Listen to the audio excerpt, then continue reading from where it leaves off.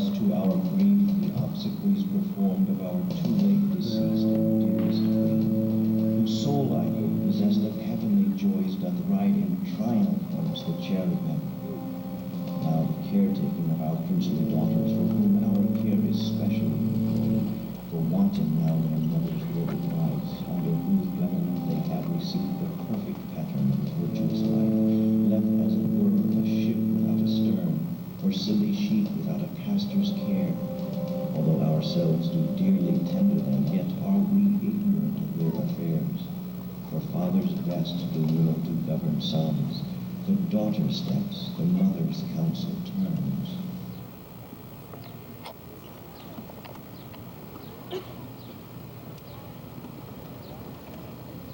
I thought the king had more affected the Duke of Albany than Cornwall. Did it always seem so to us? But now in the division of the kingdom, it appears not which of the dukes he values most. Is not this your son, mother? His breeding, sir, hath been at my charge. I have so often blushed to acknowledge him that now I am brazen to it. I cannot conceive. Sir, this young fellow's mother could. Whereupon she grew round-wombed and had, sir, a son for her cradle ere she had a husband for her bed. Do you smell a fault? I cannot wish the fault undone, the issue of it being so proper. But I have a son, sir, by order of law, some year elder than this, who yet is no dearer in my account. For though this knave came something saucily into the world before he was sent for, yet was his mother fair, there was good sport in his making, and the whoreson must be acknowledged. Do you know this noble gentleman, Edmund? No, my lord. My lord of Kent. Remember him hereafter as my honorable friend. My services to your lordship. I must love you and strive to know you better. Sir, I shall study deserving. The king is coming.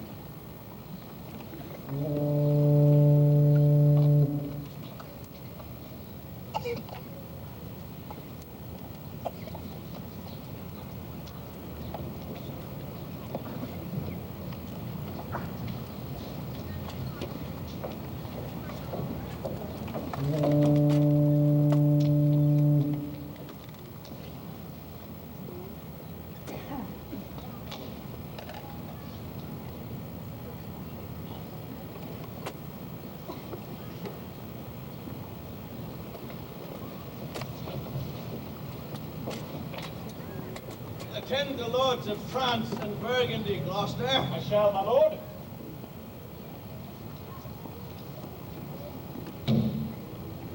Meantime, we shall express our darker purpose. Give me the map, there.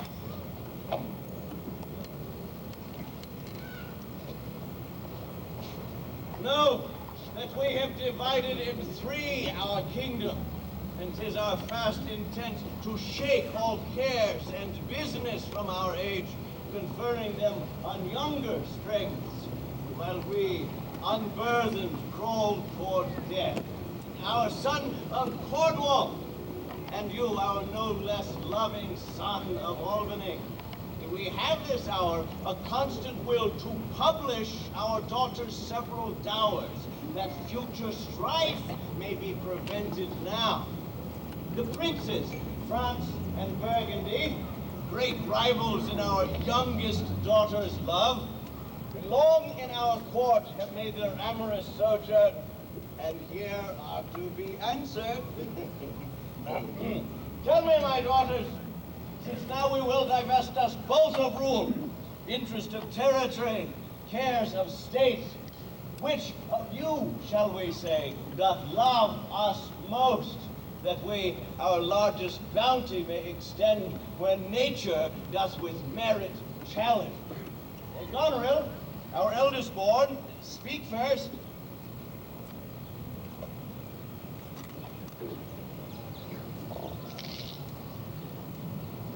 Sir, I love you more than word can wield the matter.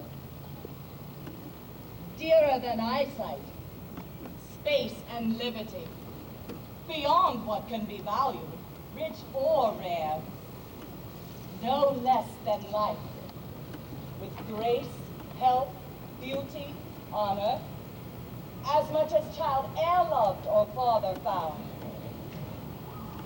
A love that makes breath poor and speech unable. Beyond all manner of so much, I love you. What shall Cordelia speak? Love and be silent. Of all these bounds, even from this line to this, with shadowy forests and with plains enriched with plenteous rivers and wide-skirted meads, we make thee lady. To thine and Albany's issues be this perpetual. Now, what says our second daughter, our dearest Regan, wife of Cornwall? Speak.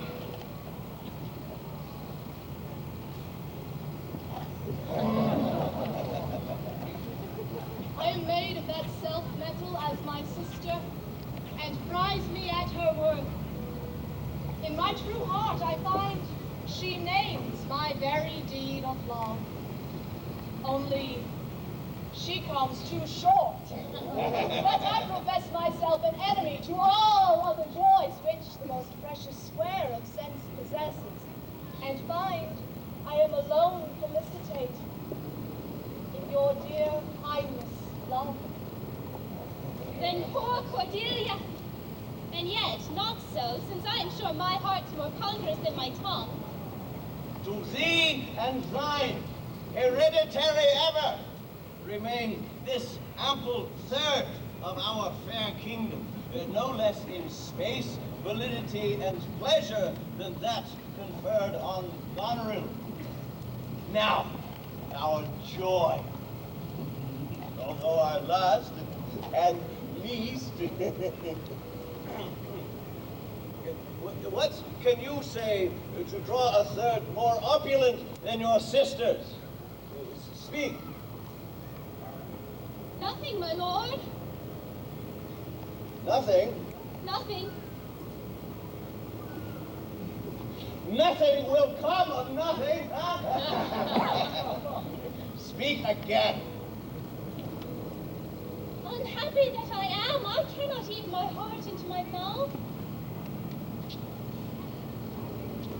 I love your majesty according to my bond, no more nor less.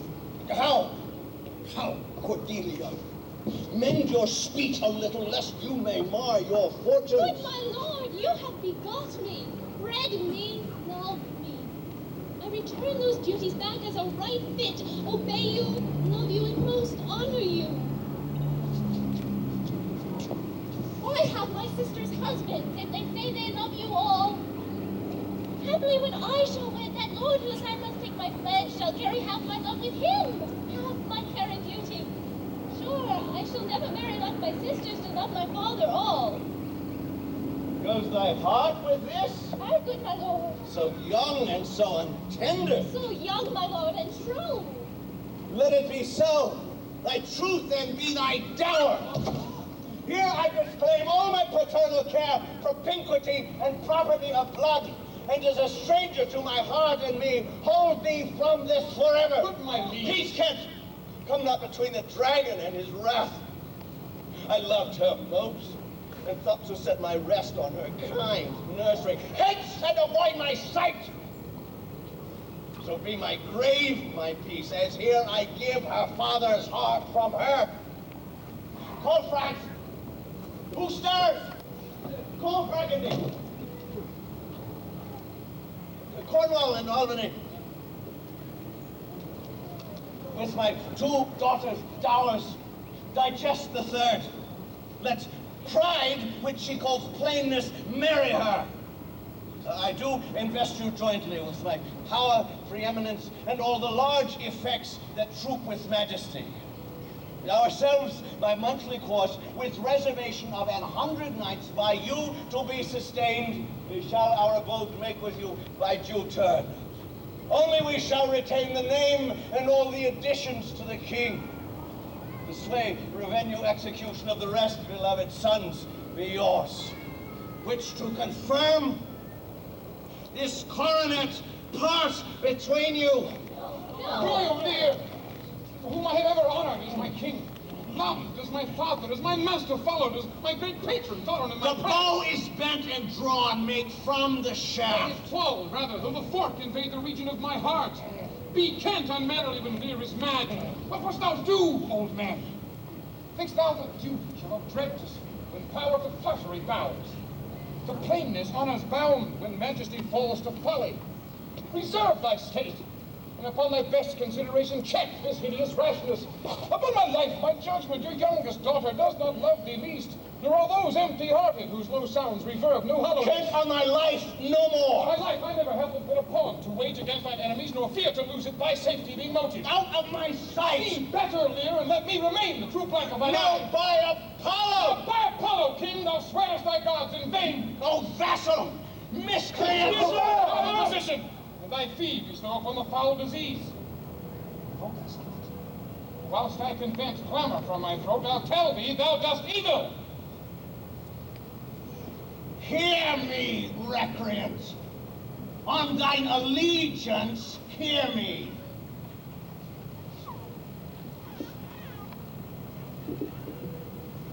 "5 days we do allot thee for provision to shield thee from disasters of this world, and on the 6th to turn thy hated back upon our kingdom. If on the 10th day following thy banished trunk be found in our dominions, the moment is thy death. Away! By Jupiter, this shall not be revoked." Farewell, king. Since thus thou wilt appear, freedom lives hence, but banishment is here. The gods to their dear shelter take thee, me. And justly think'st, hast most rightly so. And you enlarge speeches, may your deeds approve. And good effects may spring from words of love. Thus Kent, O princes, bid you all adieu. He'll shape his old course in a country new.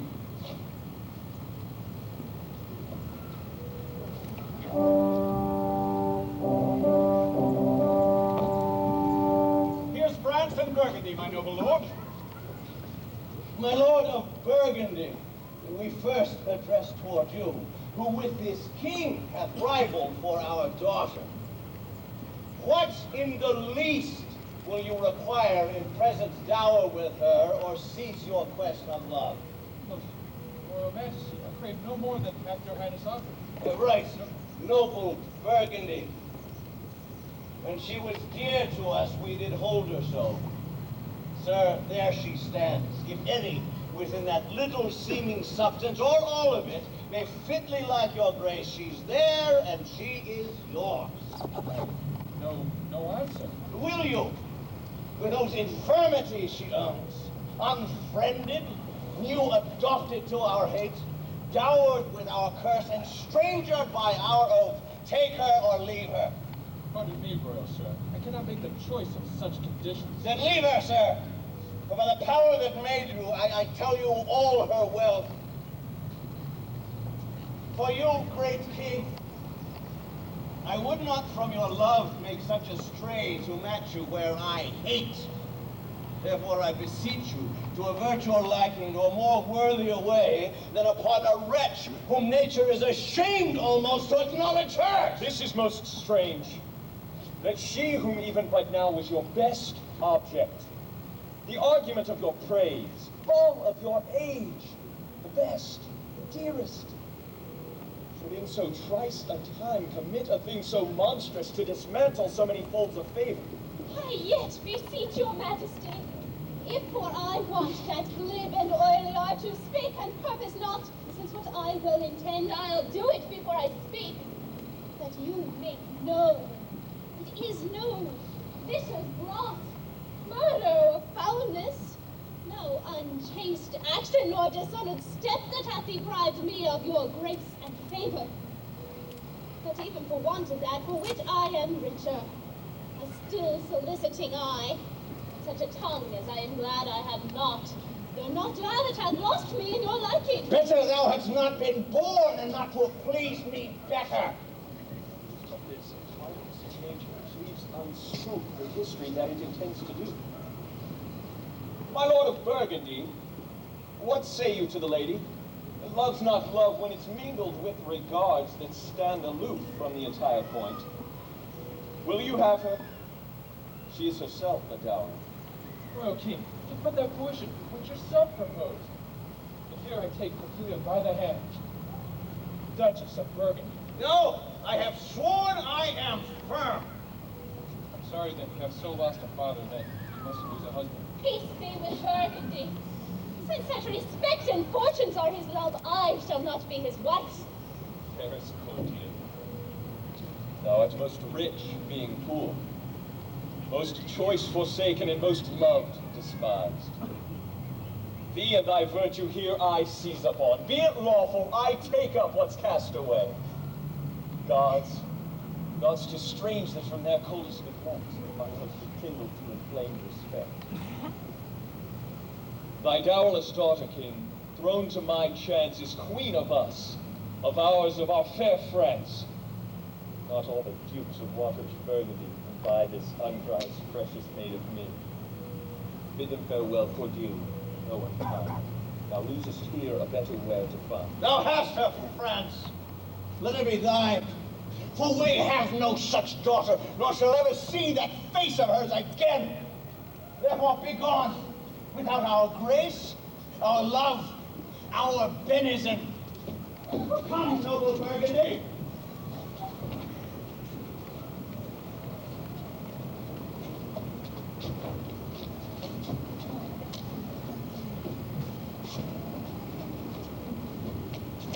Bid farewell to your sister.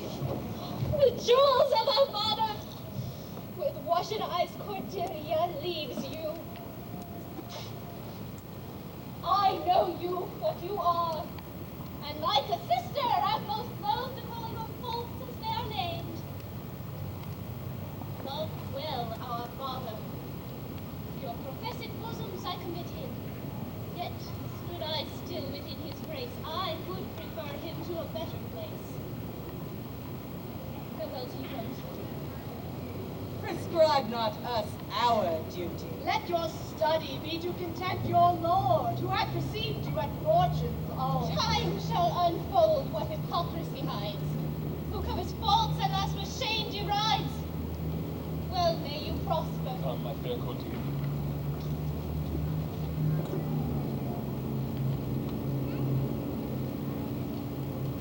Sister, it is not little I have to say which most nearly appertains to us both. I think our father will hence tonight. That's most certain, and with you. Next month with us. You see how full of changes his age is. The observation we have made of it had not been little. He always loved our sister most, and with what poor judgment he hath now cast her off appears too plain. It is the infirmity of his age, yet he hath ever but slenderly known himself. The best and soundest of his time hath been but rash. Then must we look to his age to receive not alone the imperfections of long ingrained condition, but therewithal the unruly waywardness that infirm and choleric years bring with them. Such unconstant starts are we like to have of him as this of Kent's banishment.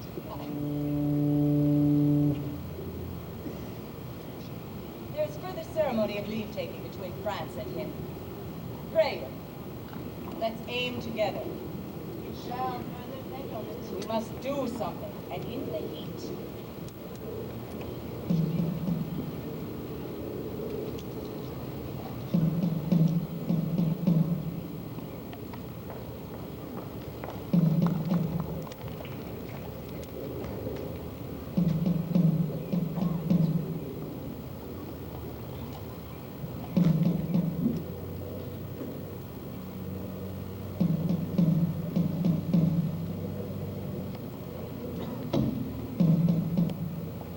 Thou nature art my goddess. To thy law my services are bound. Wherefore should I stand in the plague of custom, and permit the perversity of laws to deprive me, for that I am some 12 or 14 moonshines lag of a brother? Why bastard? Wherefore base? And my dimensions are as well compact. My mind is generous, and my shape is true, as honest a matter as you. Why brand they us with base, with baseness, with bastard, base? Well then, legitimate Edgar, I must have your land. Our father's love is to the bastard Edmund as to the legitimate. Fine word, legitimate. Well, my legitimate, is this letter speed in my invention thrive? Edmund the base shall top the legitimate. I grow, I prosper. Now, gods, stand up for bastards. Kent vanished thus, and France in color parted, and the king gone tonight, prescribed his power, confined to exhibition, all this done upon the gad. Edmund, how now, what news? So please your lordship not. Why so earnestly seek you to put up that letter? I know no news, my lord. What paper were you reading? Nothing, my lord. No.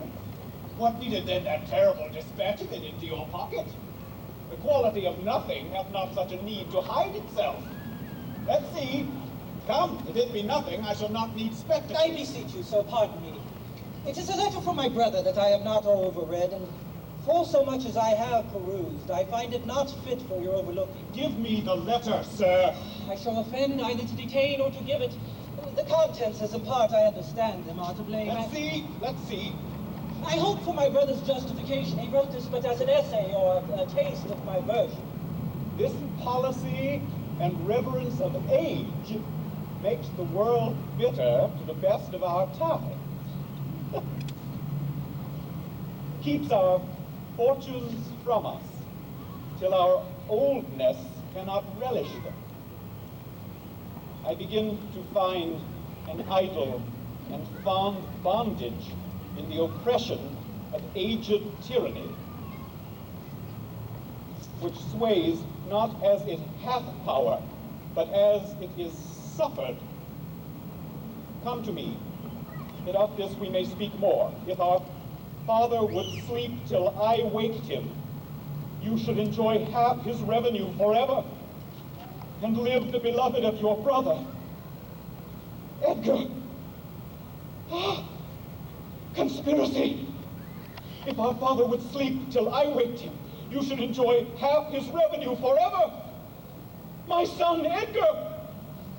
Has he a hand to write this? A heart and brain to breathe it in? Whence came you to this?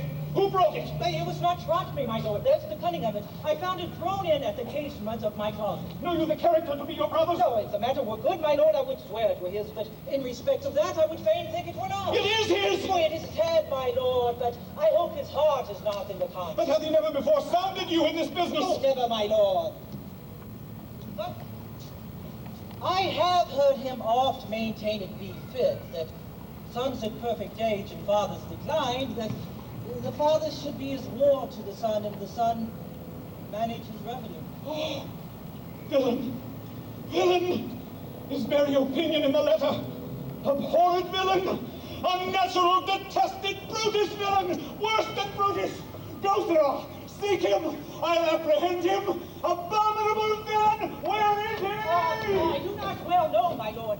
If it shall please you to suspend your indignation against my brother till you can derive better testimony of his intent, you should run a certain course. Where, if you proceed violently against him, mistaking his purpose, it would create a great gap in your own honor, and shake in pieces the very heart of his obedience. I dare pawn down my life to him that he hath writ this but to feel my affection to your honor, and to no other pretense of danger. Think you so? If your honor judgeth me, I will place you where you shall hear us confer of this, and thereby have your satisfaction. And that without any further delay than this very evening. You cannot be such a monster! Oh, no, he is not sure. To his father, that so tenderly and entirely loves him. Heaven and earth. Edmund, seek him out. Wind me into him, I pray you. Frame the business after your own wisdom. I would unstate myself to be in a due resolution. I will seek him, sir, presently, convey the business as I find means, and acquaint you with all. These late eclipses of the sun and moon portend no good to us. Love cools, friendship falls off, brothers divide. In cities, mutinies. In countries, discord. In palaces, treason. And the bond cracked twixt son and father. This villain of mine comes under the prediction. Their son against father. The king falls from bias of nature. There's father against child. We have seen the best of our time. Machinations, hollowness, treachery, and all ruinous disorders follow us disquietly to our graves. Find out this villain, Edmund. It shall lose thee nothing. Do it carefully. And the noble and true-hearted Kent, banished, his offense, honesty. 'Tis strange.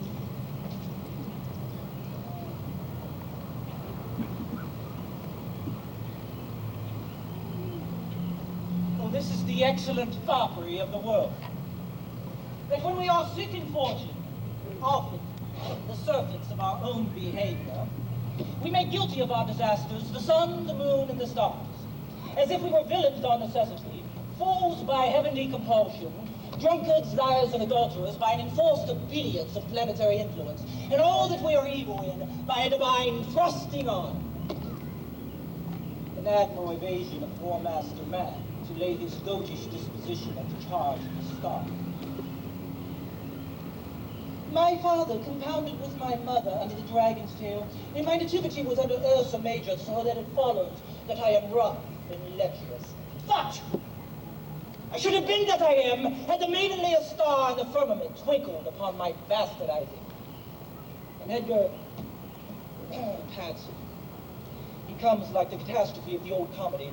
My cue is villainous melancholy, with a sigh like Tom of Bedlam. Oh, these eclipses do portend these divisions. Far so army. Now, brother Edmund, what serious contemplation are you in? I am thinking, brother, of the predictions I read this other day, and what should follow these eclipses. You busy yourself with that.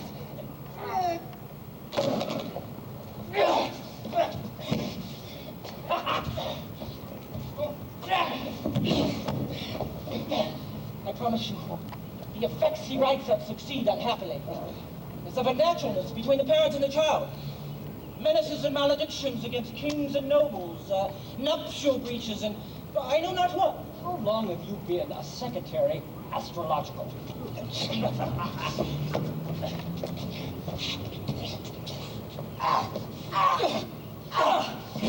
Come.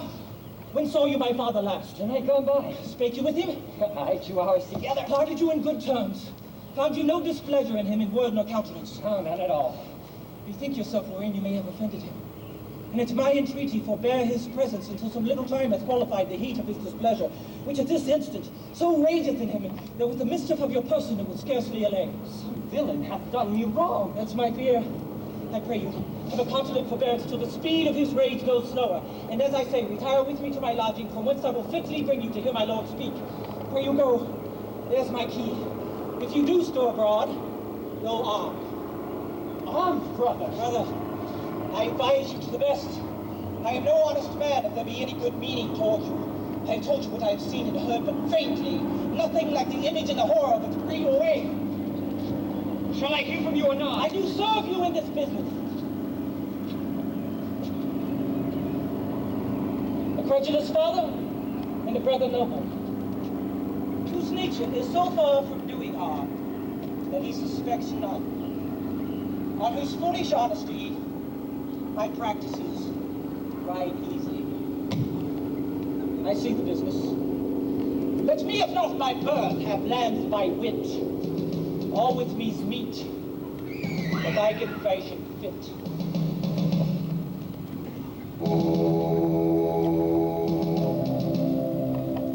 Did my father strike my gentleman for chiding of his fool? Yes, madam. By day and night he wrongs me. Every hour he flashes into one gross crime or other that sets us all at odds. I'll not endure it. His knights grow riotous and himself upbraids us on every trifle.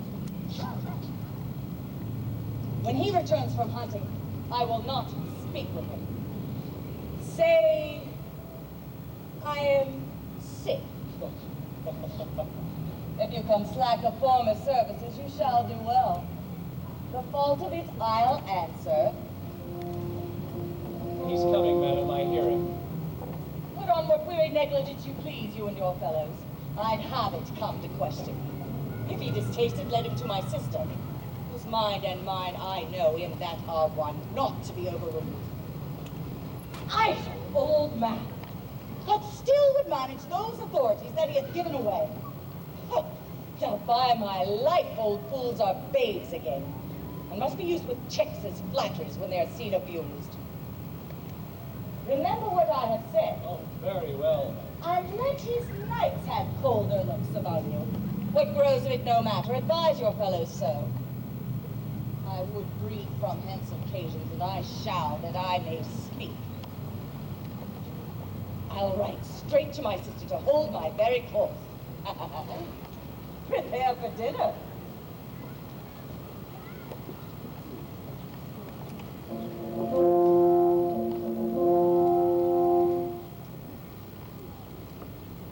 If, but as well I other accents borrow, that can my speech diffuse, my good intent may carry through itself to the full issue for which I raised my likeness.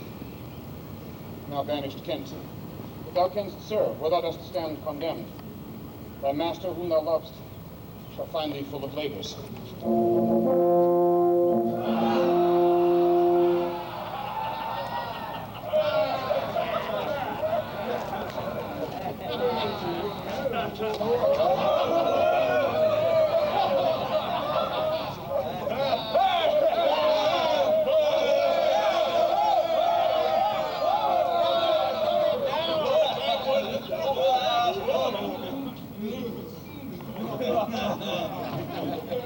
Well, let me not stand jot for dinner. Go, get it ready.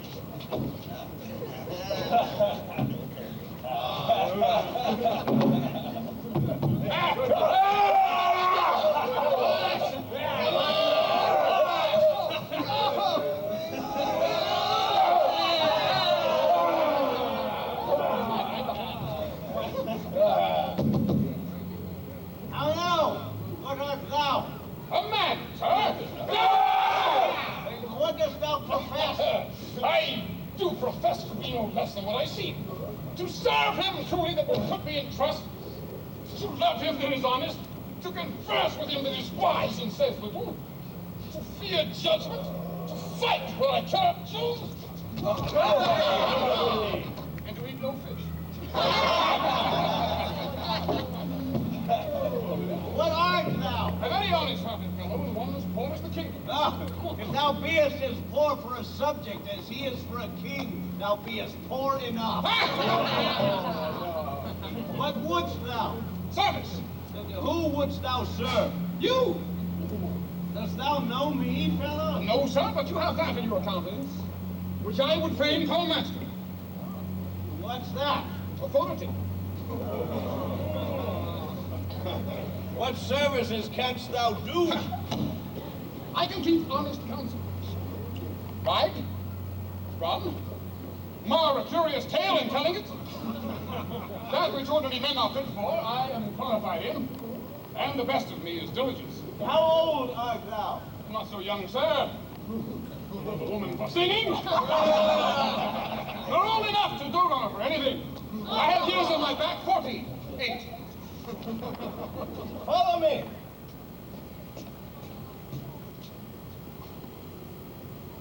Thou shalt serve me. If I like thee no worse after dinner, I will not part from thee yet. Dinner! Oh, dinner! Where's my knave? My fool?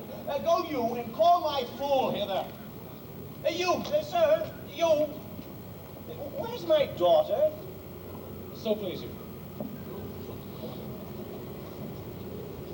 What says the fellow there?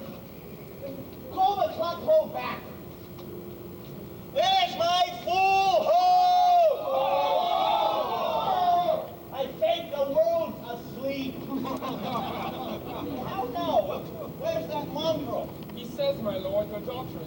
himself. Why came the slave not back to me when I called him? Sir, he answered me in the roundest manner. He would not. He would not! My lord, I knew not what your majesty is.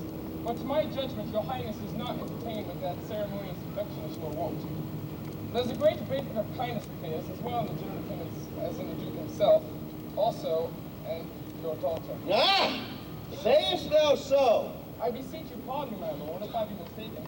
My duties cannot be sound, and I think your highness wrong. Now, but rememberest me of mine own conception. I perceived a most faint neglect of late, which I had rather blamed on my own jealous curiosity than as a very pretense and purpose of unkindness. I will look further into it. Where's my name? My fool? I've not seen him this 2 days.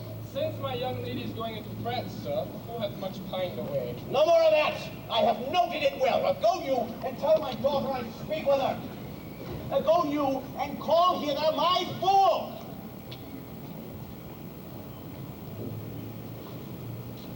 You, sir! You! Come you hither, sir. Who am I, sir? My lady's father. My lady's father. My lord's knave. You horse and dog, you slave. None of these, my lord, and I beseech your pardon. Do you bend in looks with me, you rascal? I'll not be struck in, my lord. The tripped man, you base football player! I thank thee, thou servest me, and I'll love thee. Away! Away! Away! I'll teach you differences. You're making your mother's legs again. Away! Away! Don't you have you no wisdom?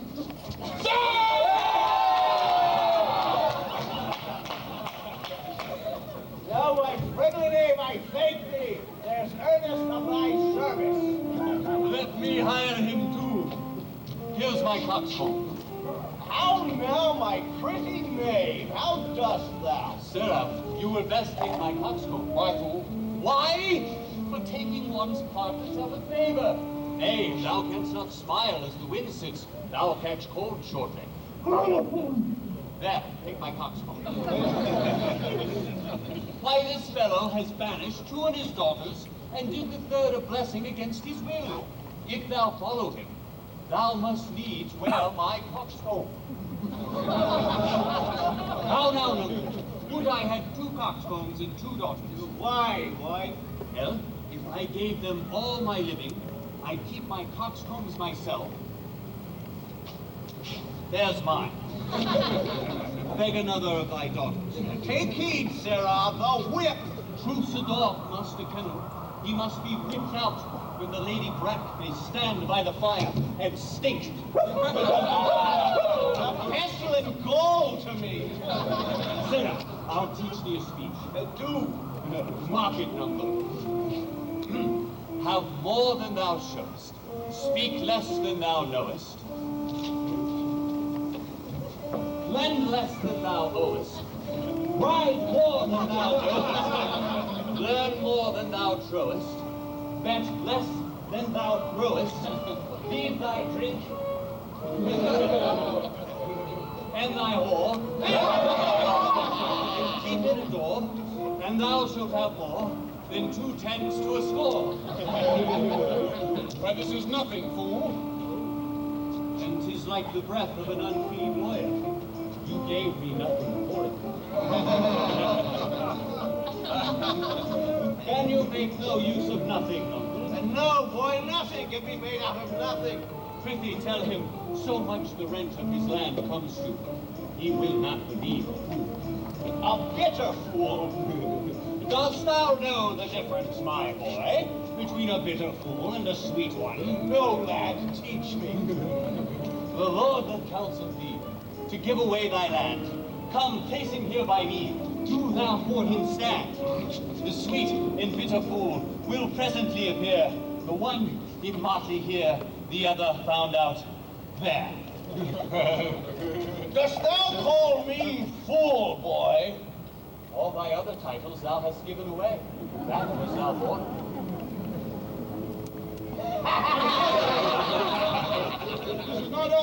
a fool, my lord. Uncle, give me an egg and I'll give thee 2 crowns. What 2 crowns shall they be? But after I have cut the egg in the middle and eat up the meat, the 2 crowns of the egg. Thou hadst little wit, and I bald crown when thou gavest thy golden one away. Madest thy daughters thy mother, for when thou gavest them the rod and puttest down thine own breeches, then they for sudden joy did weep, and I for sorrow's son, that such a king should play Bo Peep. And go the fools among.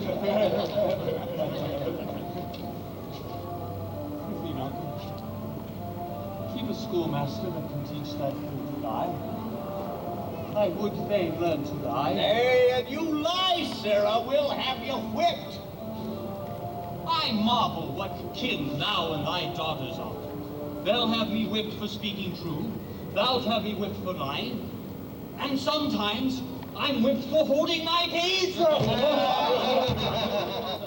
I'd rather be any kind of thing than a fool. And yet, I would not be thee, uncle. Thou hast pared thy wit on both sides and left nothing in the middle. Here comes one of the parents. Now, daughter, but what makes this frontlet on? You are too much elate in the frown. Thou wast a pretty fellow, and thou had no need to care for her frown. Yes, forsooth, I'll hold my tongue. So your face bids me, though you say nothing. He that keeps nor crust nor drum, weary of all shall want some. Not only, sir, this your all-licensed fool, but other of your insolent retinue do hourly club and quarrel, breaking forth in rank and not to be endured riots. Sir, I had thought by making this well known unto you to have found a safe redress, but now grow fearful by what yourself too late have spoke and done, that you protect this course and put it on by your allowance, which if you should, the fault would not scape censure, nor the redresses sleep, which in the tender of a wholesome wheel might in their working do you that offense that else were shame. That then necessity must call discreet proceeding. For you know, uncle, the hedge sparrow fed the cuckoo so long that it's had its head bit off by its young. So out went the candle, and we were left darkling. Are you our daughter? I would you would make use of your good wisdom, whereof I know you are brought, and put aside these dispositions, which of late transport you from what you rightly are. May not an ass know when the cart draws the horse? Oh, Jug, I love thee.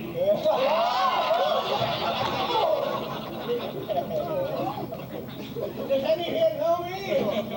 This is not Lear. Does Lear walk thus? Speak thus. Where are his eyes? Who is it can tell me who I am? Lear's shadow. I would learn that, but by the marks of sovereignty, knowledge, and reason, I should be false persuaded I had daughters. Which they will make an obedient father. Your name, fair gentlewoman? This admiration, sir, is much on the savor of other your new pranks. I do beseech you, understand my purposes aright. As you are old and reverend, you should be wise. Here do you keep 100 knights and squires, men so disordered, so debauched and bold, that this our court shows like a riotous inn. Epicurism and lust make it more like a tavern or a brothel than a great palace. The shame itself doth speak for its fit remedy. He then desired by her, that else will take the things she begs. A little to this quantity, Lord train, and the remainders that shall still depend to be such men as may besort your age, which know themselves and you.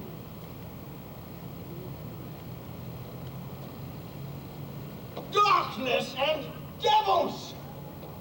Saddle my horses! Call my train together! Degenerate bastard! I will not trouble thee, yet have I left a daughter. You strike my people, and your disordered rebel make servants of their betters! No, that too late repents! Oh, sir, are you come? Is it your will? Speak, sir! Prepare my horses! Ingratitude, thou marble-hearted fiend! More hideous when thou showest thee a child than the sea monster. Pray, sir, be patient, detested kite! Thou liest! My train are men of choice and rarest parts. The particulars of duty know, and in the most exact regards support the worships of their name. Ha! Oh, small foot, how ugly didst thou in Cordelia show, which, like an engine, wrenched my frame of nature from the fixed place, drew from my heart all love, and added to the gall. Oh, Lear, Lear, Lear, beat at this gate, that let thy folly in, and I did judgment out. Go! Go, my people! My lord, I am guiltless, as I am ignorant of what hath moved you. It may be so. Here, nature, here, dear goddess, here. Suspend thy purpose, if thou didst intend to make this creature fruitful. Into her womb convey sterility. Dry up in her the organs of increase, and from her delicate body never spring a babe to honor her. If she must teem, create her child of spleen, that it may live and be athwart disnatured torments to her. Let it stamp wrinkles in her brow of youth, with cadent tears fretch channels in her cheeks, turn all her mother's pains and benefits to laughter and contempt, that she may feel how sharper than a serpent's tooth it is to have a thankless child. Away! Away! Oh, gods that we adore, whereof comes this? Never afflict yourself to know more of it, but let his dotage have that scope as disposition gives it. What? 50 of my followers in a cleft within a fortnight? What's the matter, sir? I'll tell thee. Life and death, I am ashamed thou hast power to shake my manhood thus. That these hot tears which break from me before should make thee worth them. Blasts and fogs upon thee. The untended woundings of a father's curse pierce every sense about thee. Oh, fond eyes, beweep this cause again, I'll pluck ye out and cast you with the waters that you loose to temper clay. Yea, is it come to this? Let it be so. I have another daughter, who I am sure is kind and comfortable.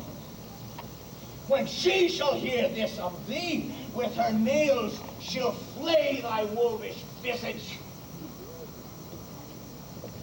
Thou shalt see that I'll resume the shape thou dost think I have cast off forever.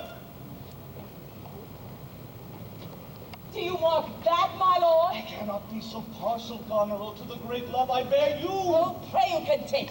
What? Oswald! Oh! You!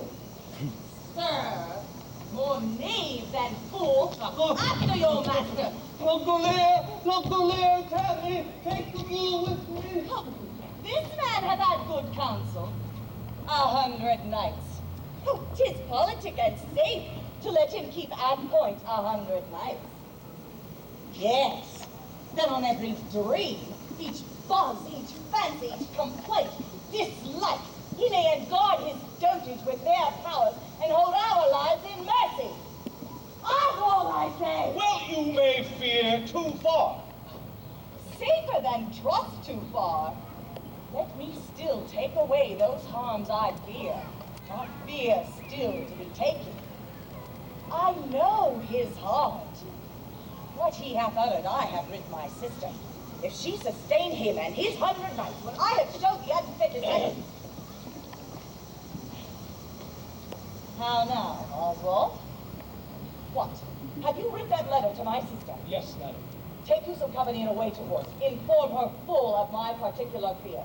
And there to add such reasons of your own as may compact it more. But get you gone, and hasten your return. No, no, my lord.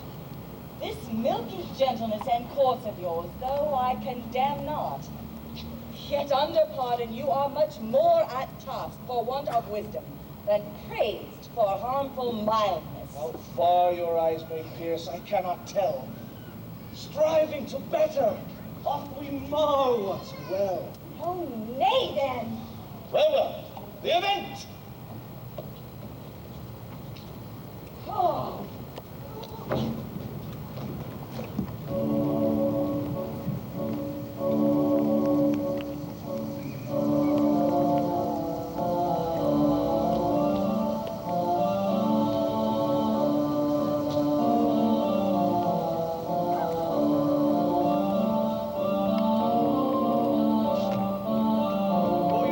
Gloucester with these letters. If your diligence be not speedy, I shall be there afore you. You shalt see thy other daughter will use thee kindly, for though she's as like this as a crab's like an apple, yet I can tell what I can tell. What canst tell, boy? She'll taste as like this as a crab does to a crab. Thou canst tell why one's nose stands in the middle on his face? No. Why to keep one's eyes of either side of his nose, that what a man cannot smell out, he may spy into. I did her wrong. Canst tell how an oyster makes his shell? No. Nor I neither. But I can tell why a snail has a house. Why, my boy? Why, to put his head in. Not to give it away to his daughters and leave his horns without a case. I will forget my nature. So kind a father. The reason why the 7 stars are no more than 7 is a pretty reason. Because they are not 8. Yes, indeed. Thou wouldst make a good fool. To take it again perforce. Monster ingratitude. Thou wert my fool, uncle. I'd have thee beaten for being old before thy time. How's that? Thou shouldst not have been old till thou hadst been wise. Oh, I would not be mad. Not mad, sweet heaven. Keep me in temper. I would not be mad. Come, boy.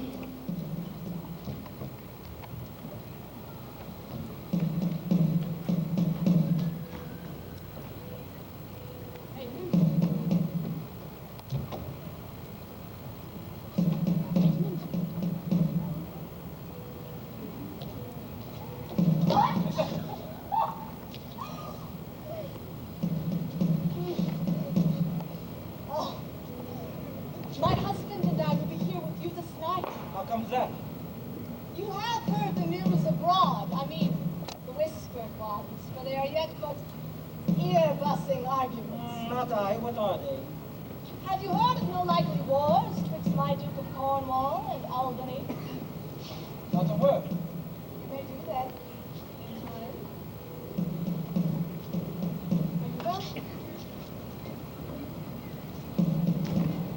The Duke here tonight. The better, best. This weaves itself perforce into my business. My father has sent guard to take my brother, and I have one thing, a queasy question which I must act. Briefness and fortune work. Brother, a word! Brother, I say! Well, sir, fly this place. Intelligence is given where you are hidden. You have now the good advantage of the night. Have you not spoken against the Duke of Cornwall? He is coming hither, now in the dark, in the haste, and Regan with him. Have you nothing said upon his party against the Duke of Albany? Advise all thou! I'm sure I have not a word. I hear my father coming. Pardon me. In cunning, I must draw my sword upon him. Draw. Seem to defend yourself. Now quit you well. You, come before my father! Light, ho, here!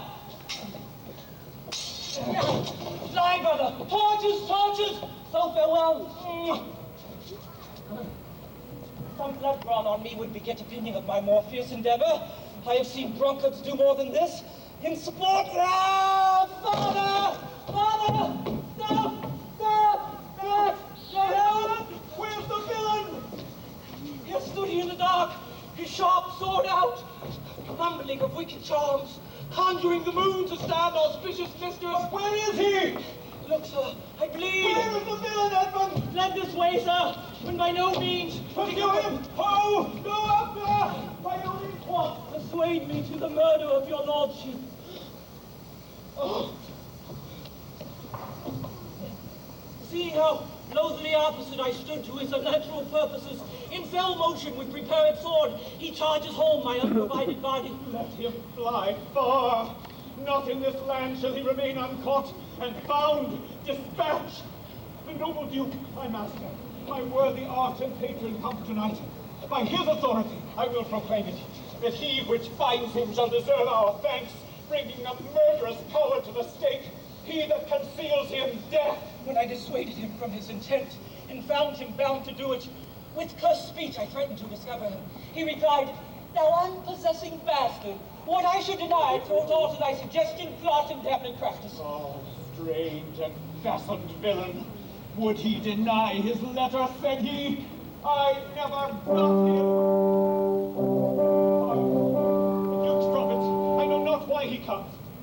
All port thou bar, the villain shall not escape. The Duke must grant me that. Besides, his picture I will send far and near, that all the kingdom shall have due note of him. And of my land, loyal and natural boy, I'll work the means to make thee inherit. How now, my noble friend? Since I came hither, I have heard strange news. If it be true, all vengeance comes too short which can pursue the offender. How dost, my lord? Oh, madam, my old heart's cracked. It's cracked. What? Did my father's godson seek your life? He whom my father named? Your Edgar? Lady, shame would have it healed thee. Was he not companion with the riotous knights that tended upon my father? I know not, madam. 'Tis too bad. Too bad. Yes, madam, he was of that consort. No marvel then, though you were ill affected. 'Tis they have put him on the old man's death, for the expense and waste of revenue. I have this present evening from my sister been well informed of them, and with such cautions that if they come to sojourn at my house, I'll not be there. Nor I, assure thee, Regan. Edmund, I hear that you have shown your father a childlike office. 'Twas my duty, sir. He did reveal his practice and received this hurt. You see, striving to apprehend him. Is he pursued? Aye, my good lord. If he be taken, he shall never more be feared of doing harm. Make your own purpose how in my strength, please. For you, Edmund, whose virtue and obedience doth this instant so much commend itself, you shall be ours. Natures of such deep trust we shall much need. Do we first seize on. I shall serve you, sir, truly. However else. For him I thank your grace. You know not why we came to visit you. Thus, out of season, spreading dark-eyed night. Occasions, noble Gloucester, of some prize, wherein we must have use of your advice. Our father, he hath writ, so hath our sister, of differences, which I thought best to answer some distance from our home. The several messengers from hence intend to dispatch. Our good old friend, lay comforts to your bosom and bestow your needful counsel to our businesses, which craves the instant. I serve you, madam. Your graces are right welcome.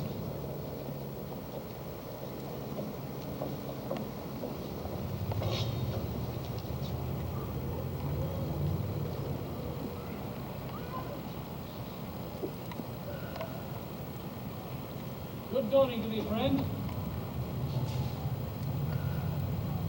Out of this house? Aye? Where may we set our horses? In the mire.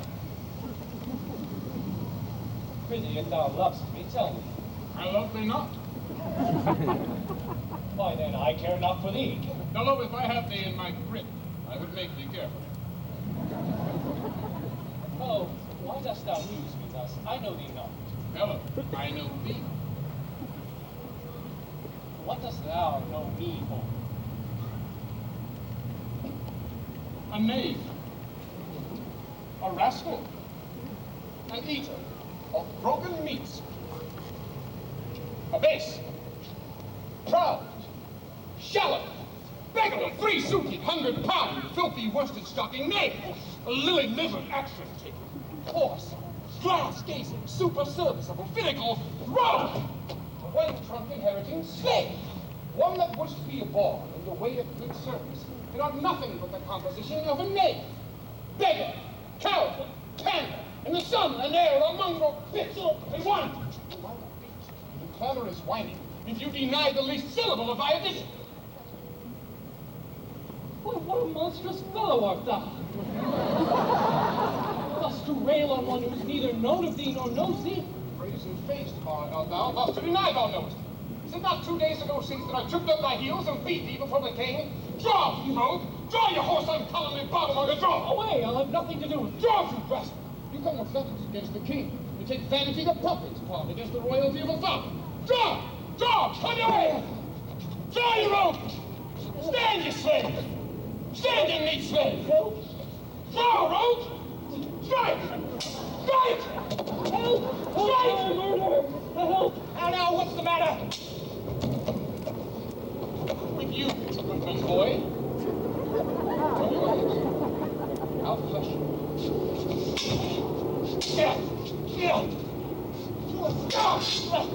Weapons! Arms! What's the matter here? He beats upon your life! He dives! Strikes again! What is the matter? I am scarce in breath, my lord. No matter, you so bestirred your valor. Cowardly rascal, nature disclaims in thee. Speak out, how grew your quarrel? This ancient ruffian, sir, whose life I had spared in suit his grey beard. Thou poor son said, spare my great beard, you wagtail. Peace, sirrah! Sir, anger hath a privilege. Why art thou angry? Such a slave as this should wear a sword who wears no honesty. How fell you out? Say that! This countenance likes me not. No more perchance does mine, nor his, nor hers. 'Tis my occupation to be plain. I have seen better faces in my time than stands on any shoulder that I see before me in this instant. This is some fellow who, having been praised for bluntness, doth affect a saucy roughness. We cannot flatter. He, an honest mind and plain, he must speak truth and they will take it so. If not, he's plain. I know, sir, I am no flatterer. What was the offense you gave him? I never gave him any. It pleased the king, his master, very late to strike at me upon his misconstruction, whereupon he, compact and flattering his displeasure, tripped me behind, and in conclusion of this dread exploit drew on me here again. These cowards and rogues, but Ajax is your fool. Fetch forth the stocks! You stubborn ancient knave! You reverend braggart! We'll teach you! Sir, I am too old to learn. Call not your stocks for me. I serve the king, on whose employment I was sent to you. You should do small respect to the grace and person as my master, stocking his messenger. Fetch forth the stocks! As I have life and honor, there shall he sit till noon. Till noon? Till night, my lord, and all night too. Why, madam, if I were your father's dog, you would not use me thus. Sir, being his knave, I will. Let me beseech your graces not to do so. His fault is much, and the good king, his master, will check him for it. Your purpose, low correction, is such as base us in contemptuous wretches for pilferings, and the most common trespasses are punished with. The king must take it ill that he, being so slightly valued in his messenger, should have him thus restrained. I'll answer that. My sister may receive it the much more worse to have her gentleman abused, assaulted for following her affairs. Put in his legs.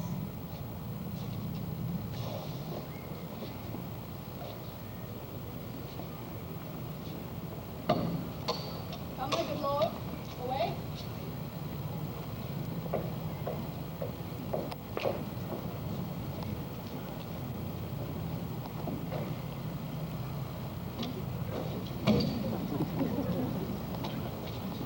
I am sorry before thee, friend. 'Tis the Duke's pleasure, whose disposition all the world well knows will not be rubbed nor stopped. I'll entreat for thee. Pray do not. I have watched and traveled hard. For some time I shall sleep out, and the rest I'll whistle. A good man's fortunes may grow out at heels. Give you good morrow. The Duke's to blame in this. 'Twill be ill taken. Good king, that must approve the common song. While out of heaven's benediction comes to the warm sun. Nothing almost sees miseries as miracles. Take vantage, heavy eyes, not to behold this shameful lodging. Fortune, good night. Turn my wheel. Smile once more.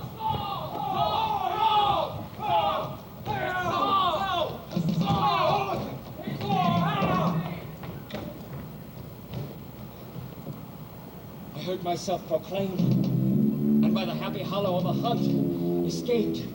No port is free, no place that guard and most unusual vigilance does not attend my taking. Whilst I may escape, I will preserve myself.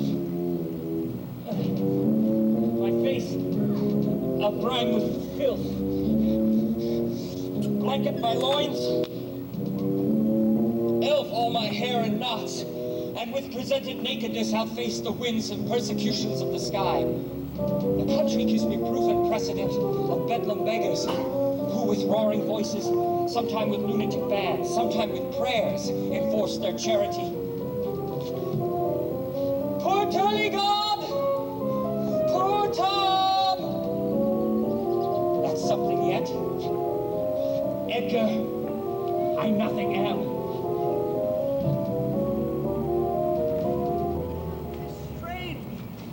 So depart from home and not send back my messenger. As I learned the night before, there was no purpose in them of this review. Hail to thee, noble master! Go! Makest thou this shame thy pastime? No, my lord. You has cruel garters. Horses are tied by the head, dogs and bears by the neck, monkeys by the loins, and men by the legs. When a man's over nasty his legs, then he wears wooden leather stocks.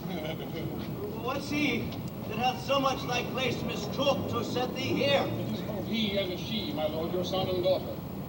No. Yes. No, I say. I say yea. No, no, they would not. Yes, yes, they have. By Jupiter, I swear no. By Juno, I swear I. They doth not do it. They could not, would not do it. 'Tis worse than murder to do upon respect such violent outrage. Resolve me with all modest haste how thou mightst deserve, or they impose this usage coming from us. My lord, when at your daughter's home, I do commend your highness's letters to them. Ere I was risen from the place that showed my duty kneeling, came there a reeking post, stewed in his haste, half breathless, panting forth from Goneril, his mistress, salutations.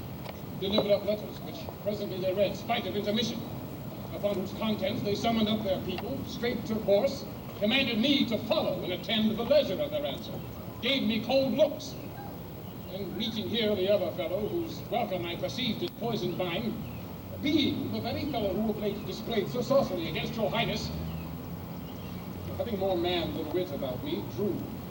He raised the house with loud and coward cries, and your son and daughter found this trespass worth the shame which here it suffers. Winter's not gone yet. The wild geese fly that way. Where is this daughter? With the Earl, sir, here with him. Follow me not. Stay here. Hey, do you know more offense than what you speak of? None. No chance the king come with some smaller number. And now it's been set in the stocks for that question, thou'dst well deserved it. Why? We'll set thee to school to an ant, to teach thee there's no laboring in the winter.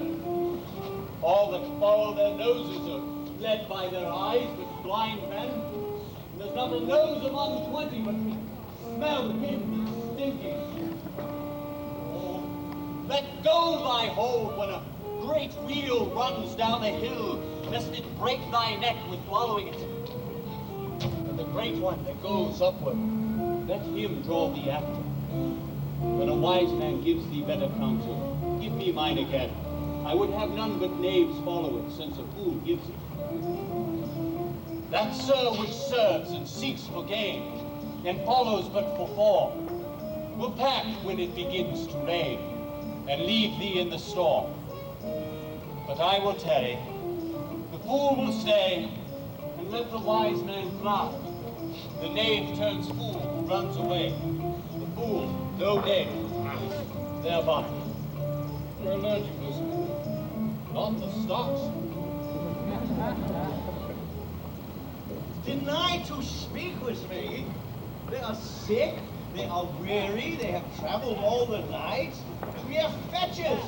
Fetch me a better answer. My dear lord, you know the fiery quality of the Duke, how unremovable and fixed he is in his own court. Vengeance, plague, death, confusion, fiery. What's quality? Why, Gloucester, I speak with the Duke of Cornwall and his wife. Aye, my good lord, I have informed them so. Inform them? Dost thou understand me, man? Aye, my good lord. The king would speak with Cornwall. The dear father would with his daughter speak. Commands, 10 service. Are they informed of this? My breath and blood. Fiery. The fiery Duke. Tell the hot Duke that... No, but not yet. Maybe he is not well. Infirmity doth still neglect all office whereto our health is bound. We are not ourselves when nature, being oppressed, commands the mind to suffer with the body. Death on my state! Wherefore should he sit here?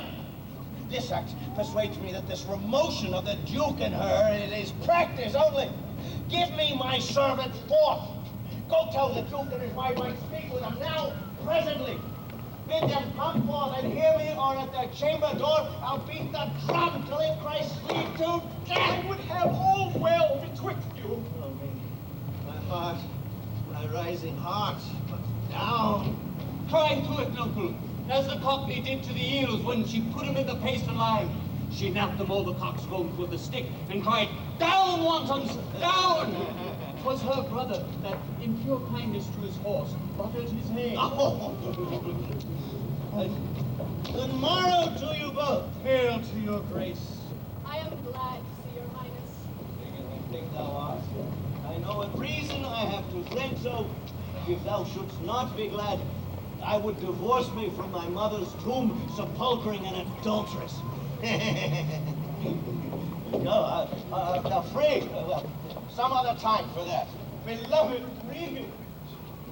My sister not only. She has tied sharp-toothed unkindness like a vulture here. I can scarce speak to thee. Thou wouldst not believe with how depraved the quality of Regan. I pray you, sir, take patience. I have hope you less know how to value her desert than she to scant her duty. How is that? I cannot believe in the least my sister would fail her obligation. If, sir, perchance, she hath restrained the riots of your followers, 'tis on such ground, and to such wholesome end as clears her from all blame. My curses on her. Oh, sir, you are old. Nature in you stands on the very verge of her confine. You should be ruled and led by some discretion that discerns your state better than you yourself. Therefore, I pray you that to our sister you do make return. Say you have wronged her.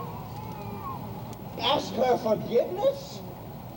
Do but mark how this becomes the house. Dear daughter, I confess that I am old. Age is unnecessary. On my knees, I beg that you will vouchsafe me raiment, bed, and food. But, sir, no more. These are unsightly tricks. Return you to my sister. Never, Regan. She has abated me of half my trade. Looked black upon me, struck me with her tongue most serpent-like upon the very heart. All the stored vengeances of heaven fall on her ingrateful top. Strike her young bones, you taking airs with lameness. Nimble lightnings, dart your blinding flames into her scornful eyes. Infect her beauty, you fen-sucked fogs, drawn by the powerful sun to fall and blister. Oh, blessed gods! So will you wish on me when the rash moon is on. No, Regan. Thou shalt never have my curse. But thy tender, hefty nature shall not give thee or to harsh. Her eyes are fierce. Thine do comfort and not burn.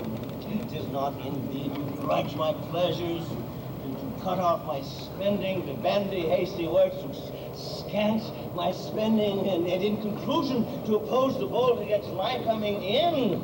Thou better knowest the offices of nature, the bond of childhood, the effects of courtesy, the dues of gratitude. With thy half of the kingdom hast thou not forgot wherein I thee endowed. Good sir, to the purpose. How came my man in the stocks? What trumpet's that? I know, my sister. This approves her letter that should soon be here. Is your lady come? This is a slave whose easy, borrowed pride dwells in the fickle grace of her he follows out, varlet from my sight. What means your grace? Who stalked my servants? Regan, I have good hope thou didst not know who comes here. Oh, heavens! If you do love old men, if your sweet sway allow obedience, if you yourselves are old, make it your cause. Send down and take my part. Oh, it's not a shame to look upon this beard. Regan, will you take her by the hand? Why not by the hand, sir? How have I offended? All's not offense that indiscretion finds, and dotage turns so. Besides, you are too tough, for you yet hold. How came my man in the stocks? I set him there, sir, but his own disorders deserve much less advancements. You! Did you? I pray you, father, being weak, seems so. If till the expiration of your month you will return and sojourn with my sister, dismissing half your train, come then to me. I am now out of that provision which should be needful for your entertainment. Return with her and 50 men dismissed? No! Rather, I abjure all roofs and choose to wage against the enmity of the air, to be a comrade with a wolf and owl, necessity's sharp pinch. Return with her, why, the hot-blooded France that dowerless took our youngest born. I could as well be brought to knee his throne and squire-like pension beg to keep base life afoot. Return with her. Persuade me rather to be slave and sumpter to this detested rogue. At your choice, sir. I prithee, daughter, do not make me mad. I will not trouble thee, my child. Farewell. We'll no more meet, no more see one another. But yet thou art my flesh, my blood, my daughter. Or rather, a disease that's in my flesh, which I must needs call mine.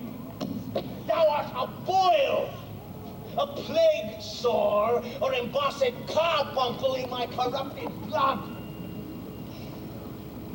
I'll not chide thee. Let shame come when it will, I do not call it. Mend when thou canst. Be better at thy leisure. I can be patient. I can stay with Regan, I and my 100 knights. Not altogether so. I looked not for you yet, nor am provided for your fit welcome. Give ear, sir, to my sister, For those that mingle reason with your passion must be content to think you hold. And so, but she knows what she does. Is this well spoken? Oh, I dare vouch it, sir. What? 50 followers. Is it not well? What should you need of more? Yea, or so many, since both charge and danger speak against so great a number.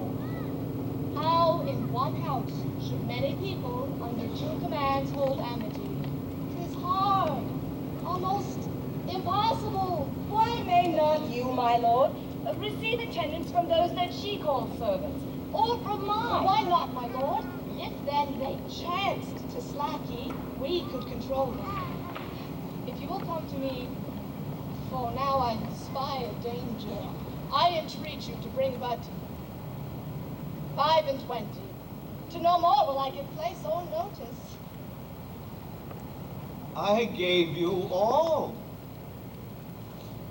And in good time, you gave it. Made you my guardians, my depositary, but kept a reservation to be followed by such a number. What? Must I come to you with 5 and 20? Regan! Said you so? And speak it again, my lord. No more with me. Those wicked creatures yet do look well favored when others are more wicked. Not being the worst stands in some rank of praise. I'll go with thee. Thy 50 yet doth double 5 and 20, and thou art twice her love.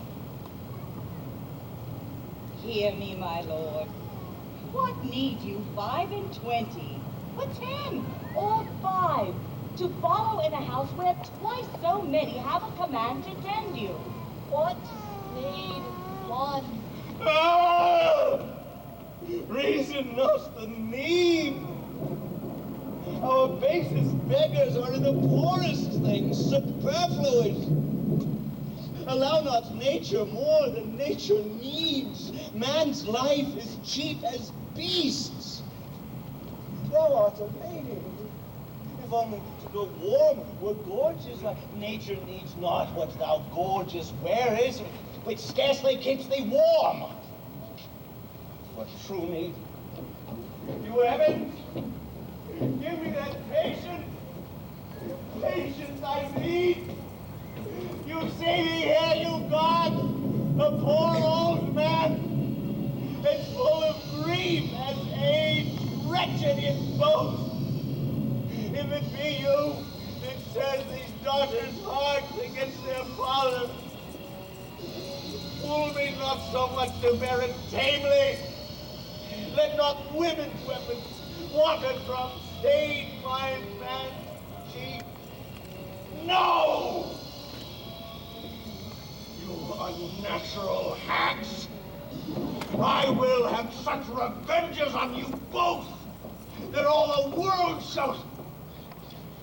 I will do such things! What they are yet, I know not, but they shall be the terrors of the earth. You think I'll weep? No, I'll not weep. I have full cause of weeping, but this heart shall break into 100,000 flaws or ere I'll weep. Oh, fool! I shall go mad.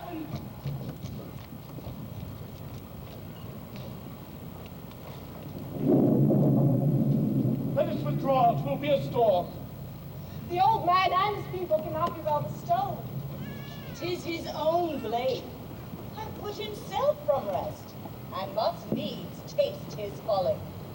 For his particular, I'll receive him gladly, but not 1 follower. So am I purposed. Where's my Lord of Gloucester? Follow the old man forth. He is returned. The king is in high rage. Whither is he going? He calls to horse, but will I know not whither. 'Tis best to give him way. He leads himself. My lord, entreat him by no means to stay. Alack! The night comes on, and the bleak winds do sorely ruffle. For many miles about there's scarce a bush. Sir, to willful men, the injuries they themselves procure must be their schoolmasters. Shut up your doors. He is attended by a desperate train in what they may incense him to, being apt to have his ear abused. Wisdom bids fear. Shut up your doors, my lord. 'Tis a wild night. My Regan counsels well. Come out of the storm.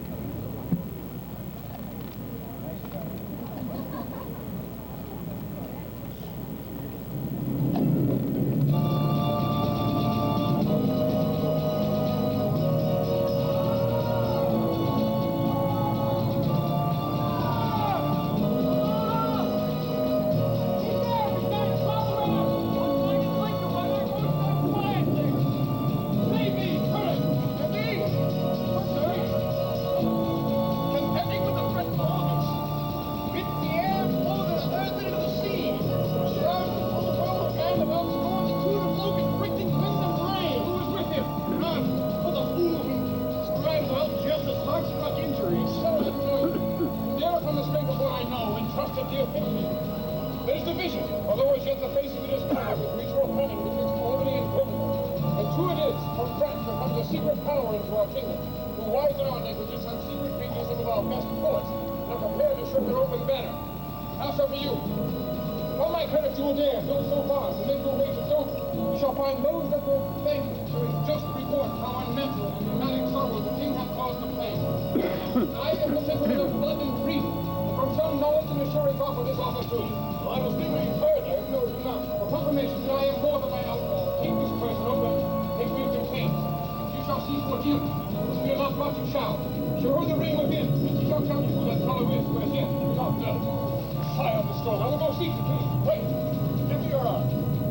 Have you no more to say? Few words, but to effect more than all yet, that when we have found the king, which in your pain that way, now this, he who first lights on him, hold out the other.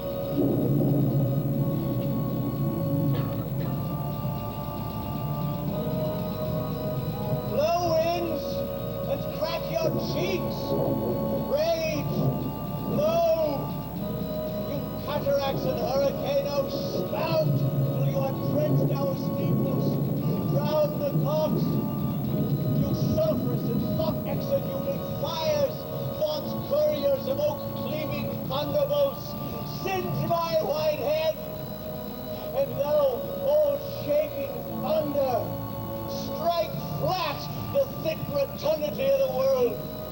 Crack nature's molds, all Germans will at once that makes him grateful man. Good luck, Colin. Hast I got his blessing?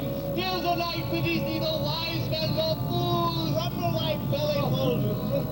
Spitfire, spout rain. Your rain, wind, thunder, fire are my daughters. I tax you not, you elements, with unkindness. I never gave you kingdom, called you children. You owe me no subscription. Therefore let fall your horrible pleasure. Here I stand, your slave, a poor, infirm, weak, and despised old man. But yes, I call you servile ministers that will with two pernicious daughters join your high-intended battles against a head so old and white as they so old is foul. He that has a house to put his head in has a good headpiece. And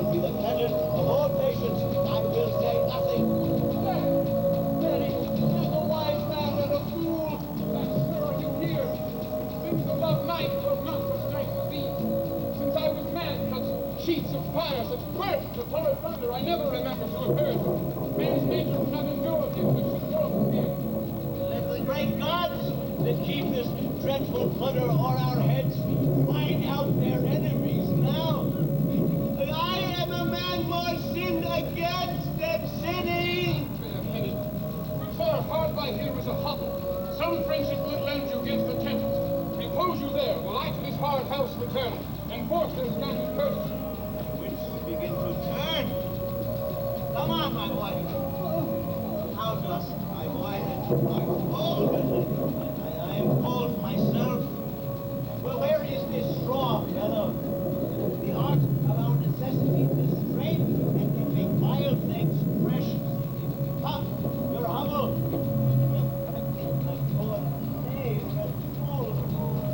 One part of my heart that is sorry yet for thee. Be thy cast, the tiny wind, the hay, oh, the wind and the rain must make the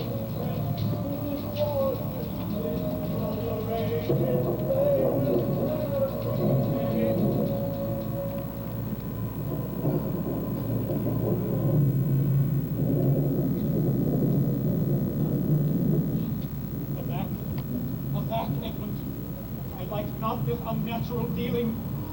When I desired their leave to pity him, they took from me the use of mine own house, charged me on pain of perpetual displeasure, neither to speak of him, entreat for, nor in any way to sustain him. Most savage and unnatural. Who too? Say you nothing. There is division between the dukes, and a worse matter than that.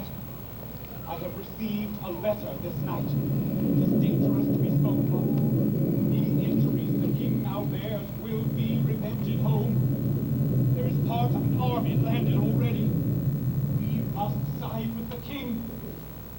I will look for him and secretly relieve him. Now go you and maintain talk with the duke, that my charity be none of him perceived. If he ask for me, I am ill and gone to bed. If I die for it, as no less is threatened me, the king, my old master, must be relieved. There are strange things toward Edmund. Pray you, be careful.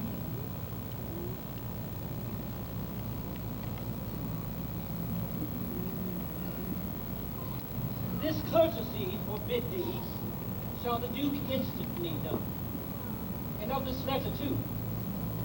This seems a fair deserving, and draws me that which my father loses, no less than all. The younger rises, when the old doth fall.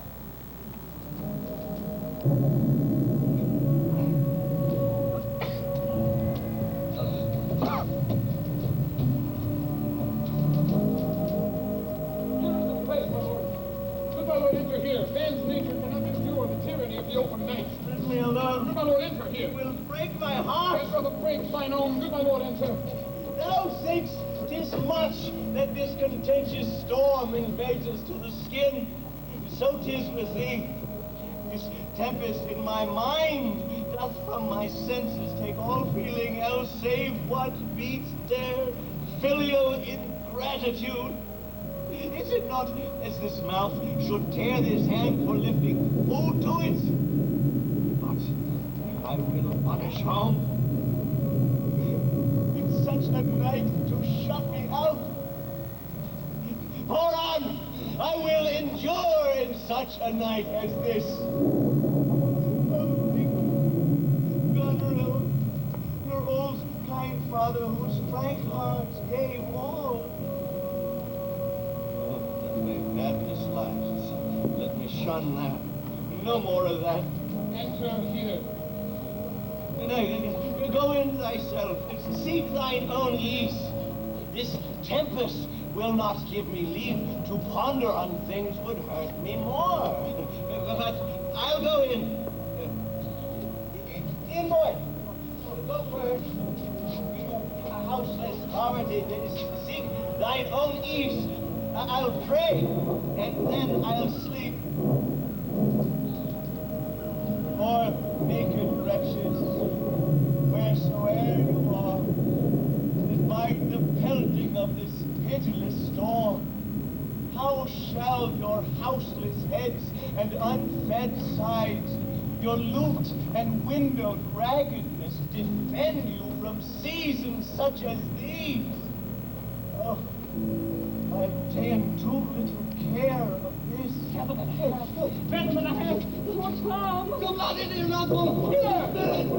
Tremble there in the storm! Away! The foul thief follows me!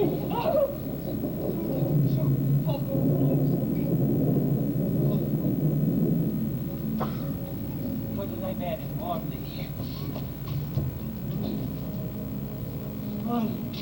Hast thou given all to thy 2 daughters, and art thou come to this? Who gives anything to poor Troll, whom the foul fiend hath led through fire and through flame? Cold, bless thy fine wits. To poor Thompson Charity, whom the foul fiend vexes. There could I have him. There he is, and there, and there! Have his daughters brought him to this pass?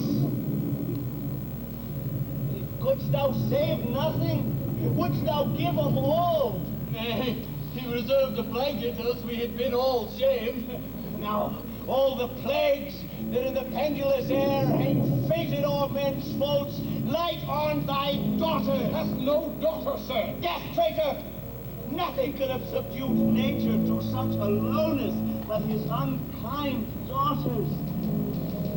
Is it thus the fashion that discarded fathers should have thus little mercy on their flesh?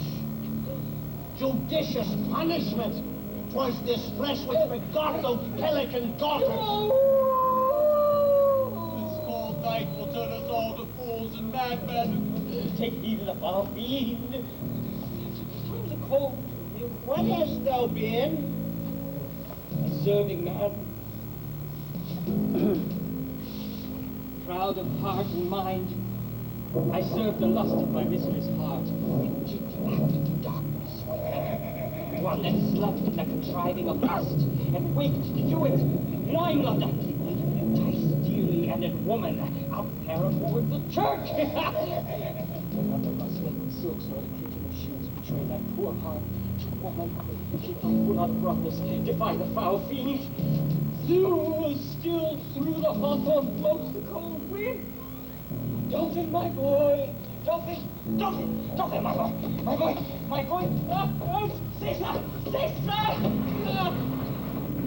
Thou art better in thy grave than to enter with thy uncovered body this extremity of the sky. Is man no more than this? Consider him well. Thou owest the worm no silk, the beast no hide, the sheep no wool, the cat no perfume. Ha! Thou art the thing itself. Unaccommodated man is no more but such a poor, bare, forked animal as thou art. Off, you lendings. Come, unbutton here. With me, uncle, be content. 'Tis a naughty night to swim in. Look, here comes the walking fire. This is the foul fiend's liberty gibbet. He starts at curfew, walks till the first cock, and hurts the poor creature of the earth. All right, thee witch! All right, thee! Now, there's your face. What's he? What's there? What is it you see? What are you there? Your name? Poor Tom, that eats the swimming frogs, the toads, the walrus, and the water. But mice and rats and such small deer have been Tom's for 7 long years. Where my follower? What? Hath your grace no better company? Darkness is gentle. Our flesh and blood is grown so vile, my lord, that it doth hate what gets it. Tom's a cold. Come in with me. My duty cannot suffer to obey in all your daughter's hard commands. Though their injunction be to bar my doors, and let this tyrannous night take hold of thee, yet have I ventured to come seek you out and bring you where both fire and food is ready. First, let me speak with this philosopher. What is the cause of thunder? But my lord, take his offer. Go into the house. Now speak a word with this same learned Theban. What is your study? To prevent the fiend and kill vermin. Let me ask you one word. In private,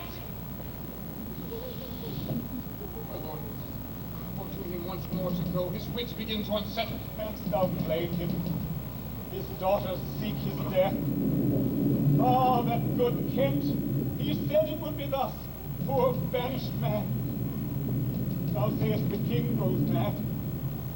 I tell thee, friend, I am almost mad myself. I have a son, now outlawed from my blood. He sought my life, but late, very late. I loved him, friend. No father and son dearer. True to tell thee, the grief had crazed my wits. What a night's this! I do beseech your grace. Oh, cry you mercy, noble philosopher, your company. Come to call in, fellow, there into the hovel, keep thee warm. Come, let's in all. Good my lord, this way.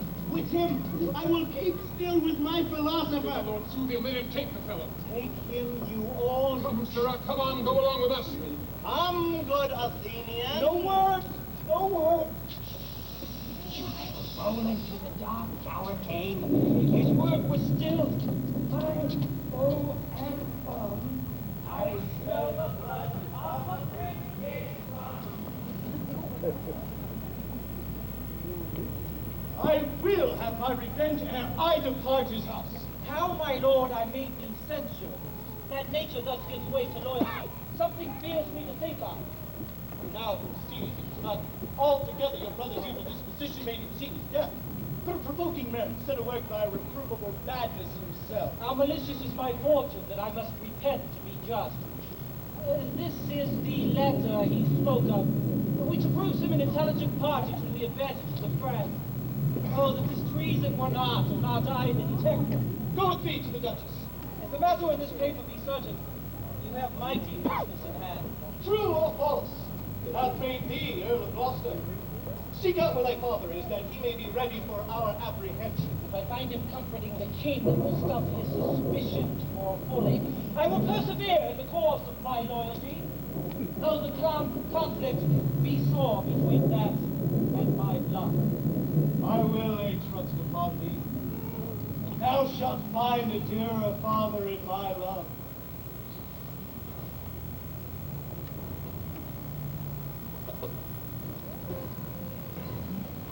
Here is better than the open air.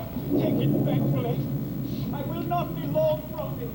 The power of his wits has given way to his impatience. The gods reward your kindness. Tell me, uncle, whether a madman be a gentleman or a yeoman. A king!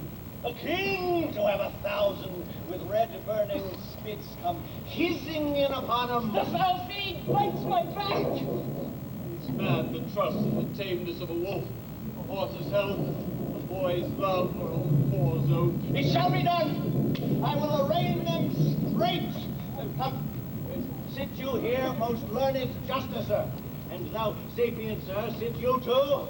Now, you she foxes. Sir, will you stand not so amazed? Will you lie in rest? I will see their trial first. Bring in their evidence. And come, you're of the commission. Sit you too. Arraign her first. 'Tis Goneril. I here take an oath before this honorable assembly. She kicked the poor king, her father. Come hither, mistress. Is your name Goneril? She cannot deny it. Cry you mercy. I took you for a joint stool. If you take his part so much, they mar my counterfeiting. Little dogs and all. Trey, Blanche, sweetheart. See, they bark at me. Good Thomas, throw his head at him. Bunch of curs. Then let them anatomize Regan. See what breeds about her heart. Is there any cause in nature that makes these hard hearts? You, sir, I entertain for one of my 100, but I do not like the fashion of your garments. You will say they are Persian, but let them be changed. My lord, will you lie here and rest? Make no noise. Make no noise. Draw the curtain. We'll go to supper in the morning. And I'll go to bed at noon. Come hither, sir. Where's the king, my master? Here, sir, but trouble him not, his wits are gone. Good friends, I prithee take him in thy arms. I have o'erheard a plot of death upon him. There is a litter ready. Lay him in it, and drive toward Dover, where thou shalt meet both welcome and protection. Take up thy master. If thou shouldst dally half an hour, his life with thine and all that offer to defend him stand in assured law. Blessed nature sleeps.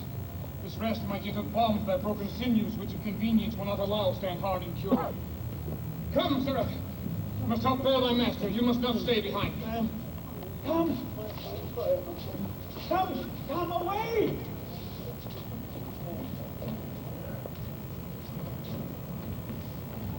When we our betters see, bearing our woes, we scarcely think our miseries our foes. Who alone suffers most in the mind, leaving free things in happy shows behind. How light and portable my pain seems now, when that which makes me bend makes the king bow.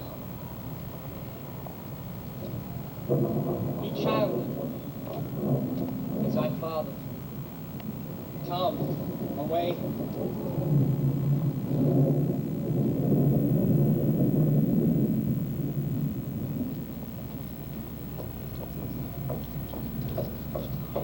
Post speedily to my lord your husband.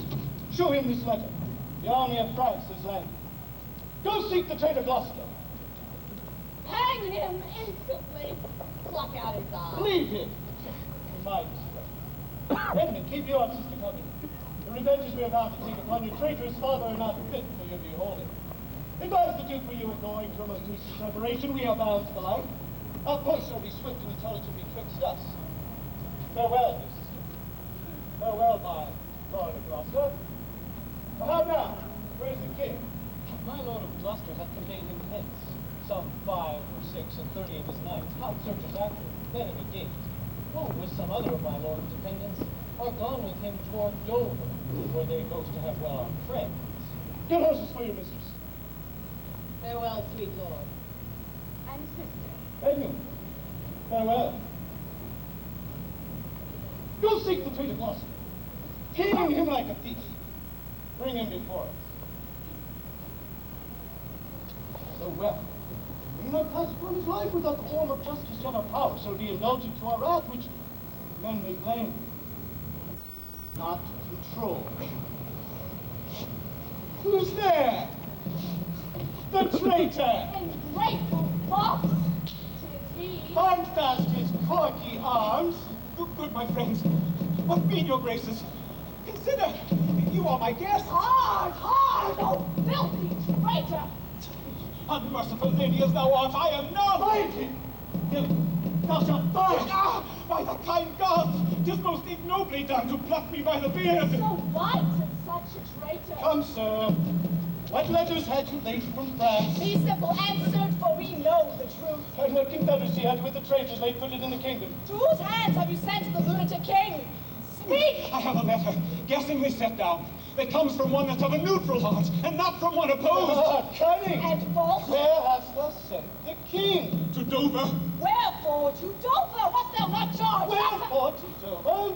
Let him answer that. I am tied to the stake, and I must stand the course. Wherefore to Dover? Because I would not see thy cruel nails pluck out his poor old eyes, nor thy fierce sister in his anointed flesh rash boorish fangs.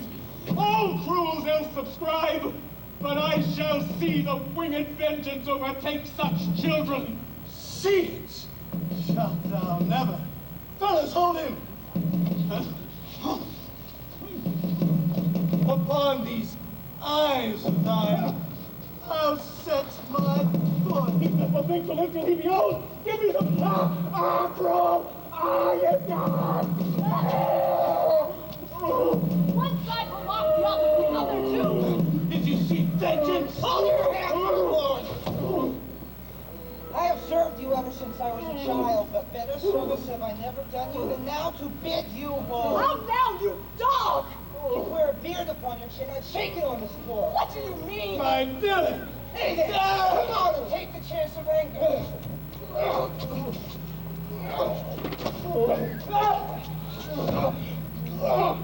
That's late. Stand up,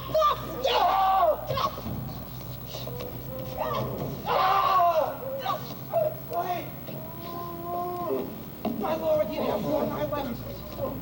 Mischief on him. Lest it seem odd. Prevent it.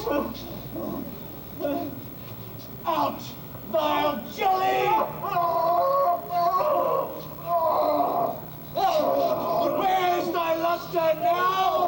Oh, God, and comfortless. Where's my son Edmund? Edmund! And kindle all the sparks of nature to quit this horrid act. Out, treacherous villain. Thou callest on him who hates thee. It was he who made the overture of thy treasons to us, who is too good to pity thee. My follies. Then Edgar was abused. Kind gods, forgive me that, and prosper him. Oh, thrust him out of gates, and let him smell his way to Dover.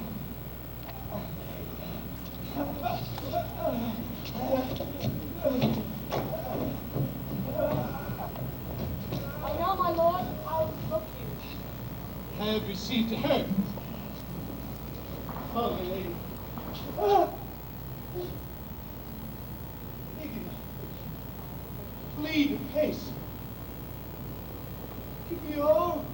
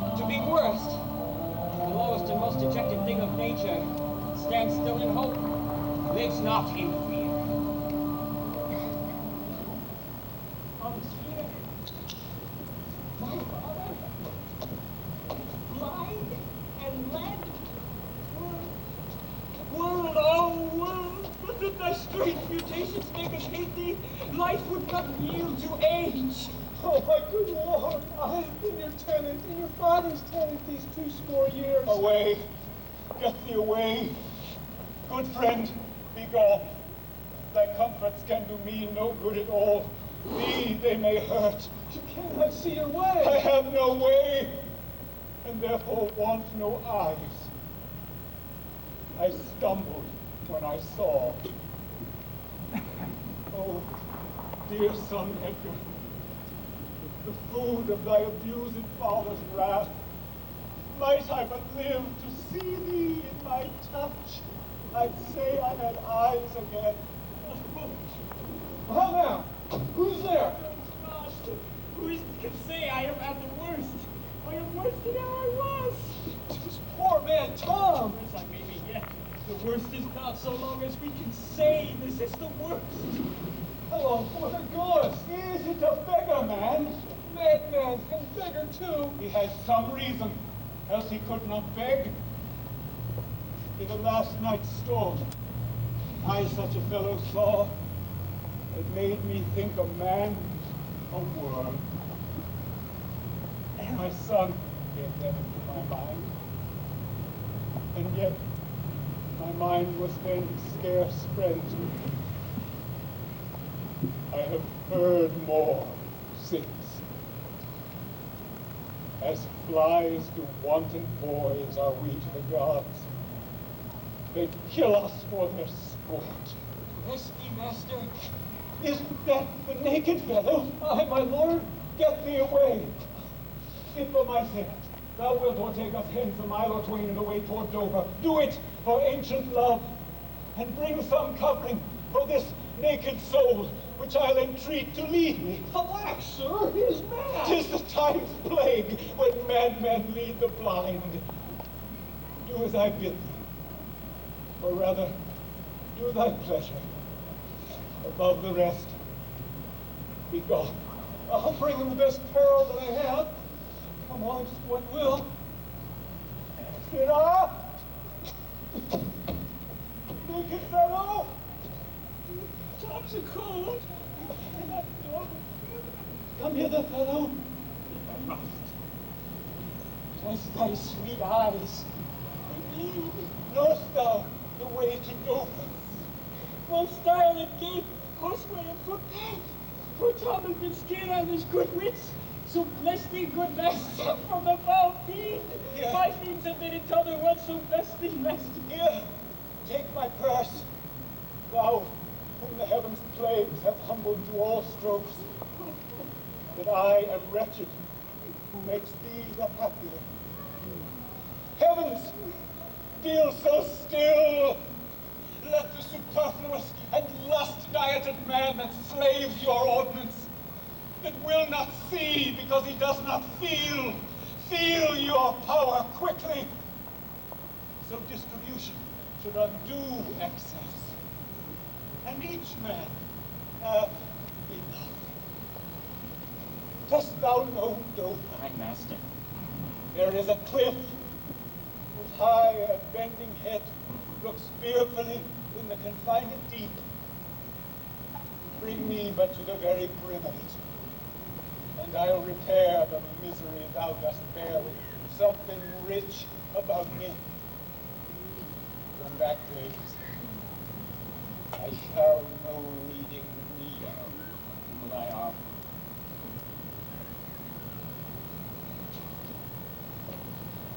To the top shall we be.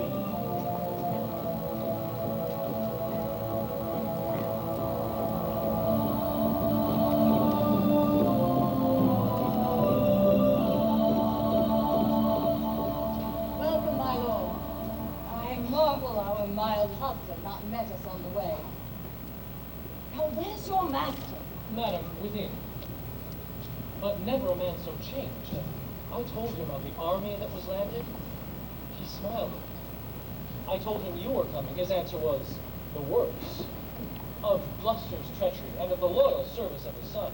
When I informed him, then he called me sot, and said that I had turned the wrong side out. What most he should dislike seemed pleasant to him. What like offensive. Then shall you go no further. Coward terror of his spirit that dares not undertake will not feel rush which tie him to an answer. Our wishes on the way may prove effects. Babin, to my brother, hasten his musters and conduct his powers. I must change arms here at home and give the distaff into my husband's hand. This trusty servant shall pass between us.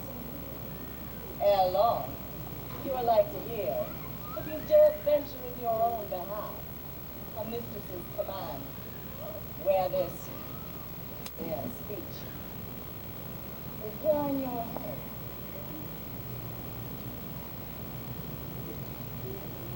Kiss, if it does speak, and stretch thy spirits up into the air.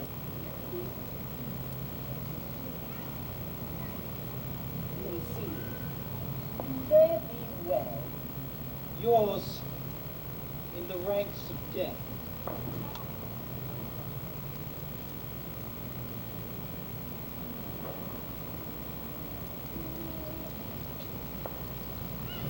I most fear Gloucester. The difference of man and man. To thee, a woman's services are due. My fool usurps my body. I have been worth the wisdom. Oh, Goneril, you are not worth the dust which the rude wind blows in your face. I fear your disposition. No more than takes the fool. Wisdom and goodness to the vile seem vile. Filths savor but themselves. What have you done? Tigers, not daughters. What have you performed? A father and a gracious aged man. Most barbarous, most degenerate have you managed. Could my good brother suffer you to do it? Milk-livered man that bears a cheek for blows, a head for wrongs. that hast not in thy brows an eye discerning thine honor from thy suffering, that not knowest fools do those villains pity who are punished ere they have done their mischief. Where is thy drum? France spreads his banners in our noiseless land. With plume and helm thy state begins to threat, whilst thou, a moral fool, sittest still and cries, alack, why does he so? See thyself, devil! Proper deformity shows not in the fiend so horrid as in woman. How vain fool! Thou changed and self-covered thing, for shame! Be monster not thy feature! What is thy fitness to let these hands obey my blood? They are up enough to dislocate and tear thy flesh and bones! Although thou art a fiend, a woman shaped doth shield thee. Marry, your manhood! News. What news? Oh my good lord, the Duke of Cornwall's dead. Slain by his servant, going to put out the other eye of Gloucester. Gloucester's eyes? A servant that he bred, thrilled with remorse, opposed against the act, bending his sword to his great master, who there, enraged, flew on him, and amongst them fell him dead. But not without that harmful stroke, which since have plucked him after. This shows you are above justices, that these are another crime so speedily can venge. But oh, poor Gloucester, must his other eye? Both. Both, my lord. This letter, madam, craves a speedy answer. It is from your sister. One way I like this well. But being widowed and my Gloucester with her, may all the building in my fancy pluck upon my hateful life. Another way, the news is not so tart. I'll read and answer. Where was his son when they did take his eyes? Come with my lady, hither. He is not here. No, my good lord, I met him back again. Don't see the wickedness. Aye, my good lord, 'twas he informed against him, and quit the house on purpose, that their punishment might have the freer course. Gloucester, I live to thank thee for the love thou showedst the king, and to revenge thine eyes. Come hither, friend. Tell me what more thou knowest.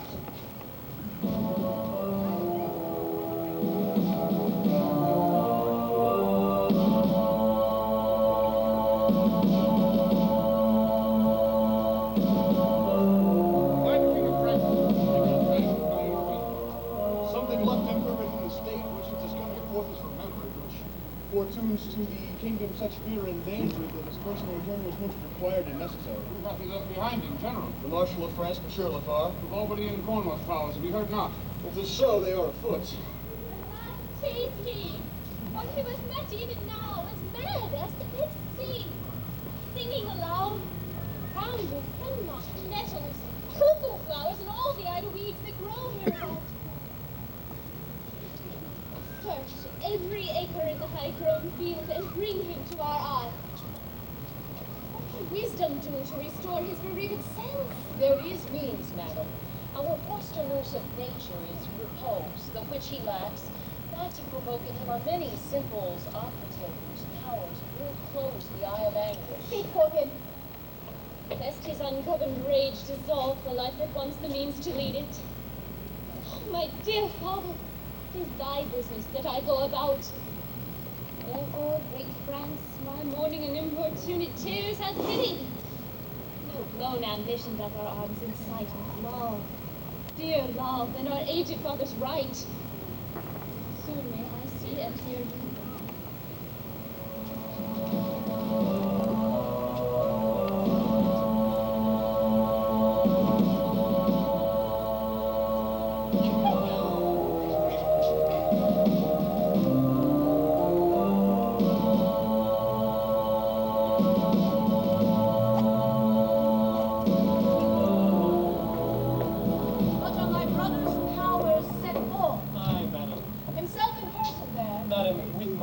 Your sister is the better soldier. Lord Edmund spake not with your lord at home. No, madam. What might import my sister's letter to you? I know not, lady. Faith, he is posted hence on serious matter. It was great ignorance, Gloucester's eyes being out to let him live. Where he arrives, he moves all arms against us. Edmund, I think, is gone in pity of his misery to dispatch his knighted life. Moreover, try the strength of the enemy. I must needs after him, madam, with my letter. Our troops set forth tomorrow. Stay with us. The ways are dangerous. I may not, madam. My lady charged my duty in this business. Why should she write to Edmund? Might not you transport her purposes by word? The like, some things, I know not what. I'll love thee much. Let me unseal the letter. Madam, I had rather... I know your lady does not love her husband, I am sure of that. And at her late being here, she gave amorous and most speaking looks to noble Edmund. I know you are of her bosom. Aye, madam. You are. I speak and understand it. Therefore, I advise you take this note. My lord is dead. Edmund and I have talked. And more convenient is it for my hand than for your lady. You may gather more. If you do find him, I pray you give him this. And when your mistress hears thus much from you, I pray desire her all her wisdom to her. So fare you well. If you do hear of that blind traitor, the vermin falls on him that cuts him off. Would that I could meet him, madam. I would show what party I do follow. Fare you well?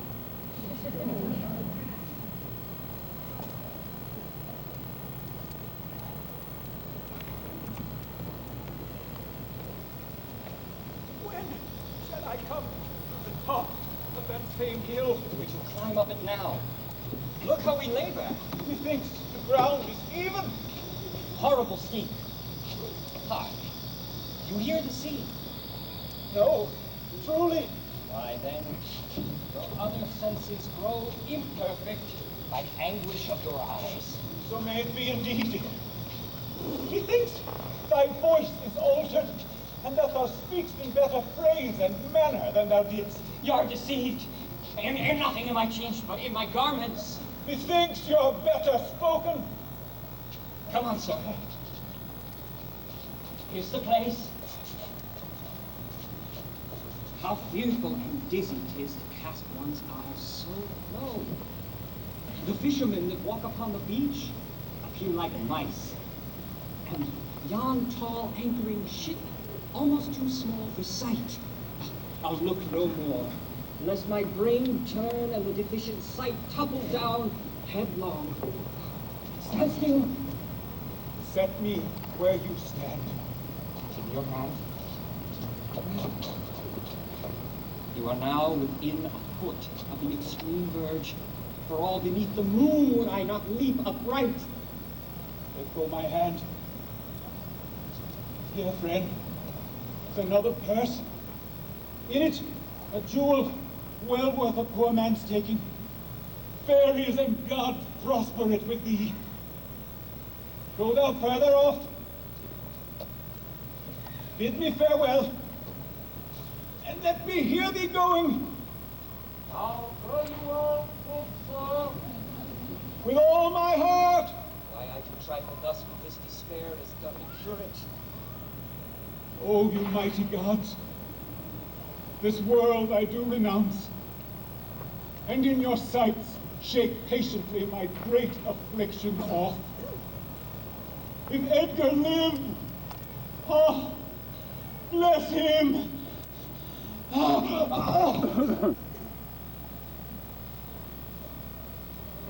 Had he been where he thought, by this had thought been past.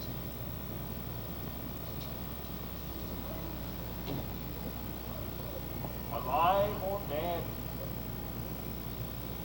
Oh, you, sir. Friend, hear you, sir. Speak. Might he die indeed? Oh, yet he revives. What are you, sir? Away and let me die. Hast thou been aught but gossamer feathers, air, so many fathom down precipitating, thou shivered like an egg. Thou dost breathe, has heavy substance, bleeds not, speaks not sound. 10 masts at each make up not the altitude which thou hast perpendicularly fell. Thy life's a miracle. Speak yet again. But have I fallen? Oh no! From the dread summit of this chalky bourne. Look up a height. The shrill-gorged lark so far cannot be seen or heard. Do but look up. Alack, I have no eyes. Is wretchedness deprived of that benefit to end itself by death? Give me your arm. Up. So, You stand. Feel you your legs. too well. Too well. This is above all strangeness. Upon the crown of the cliff, what thing was that which parted from you? A poor unfortunate beggar. As I stood here below, methought his eyes were 2 full moons. He had 1,000 noses. Horns whelped and waved. Like the enriched sea. It was some fiend. Therefore, thou happy father, think that the clearest gods, which make them honors of men's impossibilities, have preserved thee. I do remember now. Henceforth, I'll bear affliction till it do cry out itself, enough, enough, and die. That thing you speak of, I took it for a man. Oft 'twould say, the fiend, the fiend. He brought me to that place. Bear free and patient thoughts. Who comes here? No, they cannot touch me for coining. I am the king himself. Side-piercing sight. Nature's above art in that respect. There's your press money. That fellow handles his bow like a crow-keeper. Draw me a clothier's yard. Look, look, a mouse. Peace, peace. This piece of toasted cheese will do it. There's my gauntlet. I'll prove it on a giant. Bring up the brown bills. Oh, well flown, bird. In the clouds, in the clouds. You have the word? Bartram. Ass! I know that voice! Ha! Goneril! With a white beard? They flattered me like a dog. They said I had white hairs in my beard ere the black ones were there. To say I know everything I said. The rain came to wet me once, and the wind to make me chatter. When the thunder would not cease at my bidding, there I found them. There I smelt them out. Go to. They are not men of their words. They told me I was everything. It is a lie. I am not AQ-proof. The trick of that voice, I do remember well. It is not the king. I? Every inch a king. When I do stare, see how the subject quakes. I pardon that man's life. What was thy cause? Adultery. Oh, thou shalt not die. Die from adultery? No. The wren goes to it, and the small gilded fly does lecher in my sight. Let population thrive. Gloucester's bastard son was kinder to his father than my daughters got between lawful sheets. To it, luxury, pell-mell. For I lack soldiers. 5. Ah! Ah! Give me an ounce of civet.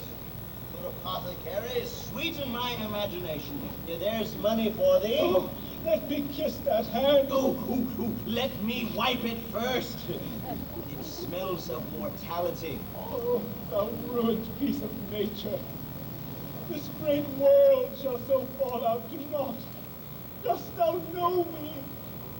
Ah, I remember thine eyes well enough. Dost thou squinny at me? No. Do thy worst, blind Cupid, I'll not love. Read thou this challenge. Mark but the penning of it. For all thy letters sons, I could not see. I take this on report, it is, and my heart breaks at it. Read! What? With the case of eyes? Uh-huh. Are you there with me? No eyes in your head, nor no money in your purse. Your eyes are in a heavy case, your purse in a light. But you see how this world goes. I see it. Feelingly. What? Art mad? A man may see how this world goes with no eyes. Look with thine ears. See how yon justice rails on yon simple thief in thine ear. Change places and handy-dandy, which is the justice, which is the thief. Get the glass eyes, and like a scurvy politician, seem to see the things that thou dost not. Now.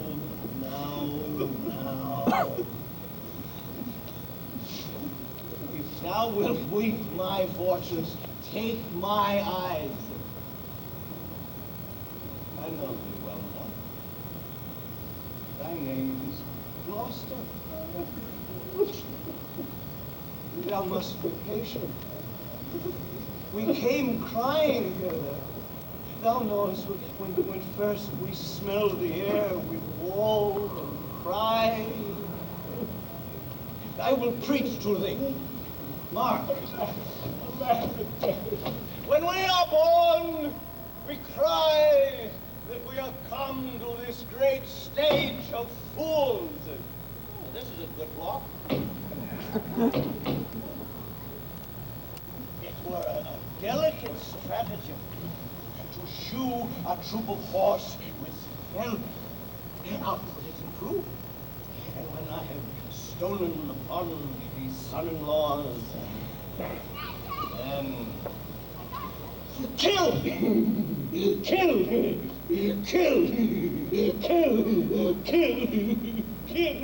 he is. Kill. Lay hands upon him. My lord, your most beloved daughter. No rescue! But a prisoner? I'm even the natural fool of fortune. Use me well, you shall have ransom. Let me have surgeons. I am cut to the brain. You shall have anything. I am a king, masters, know you that? You are a royal one, we obey you. Then there's life in it. Come, and you shall catch me. You shall catch it by running.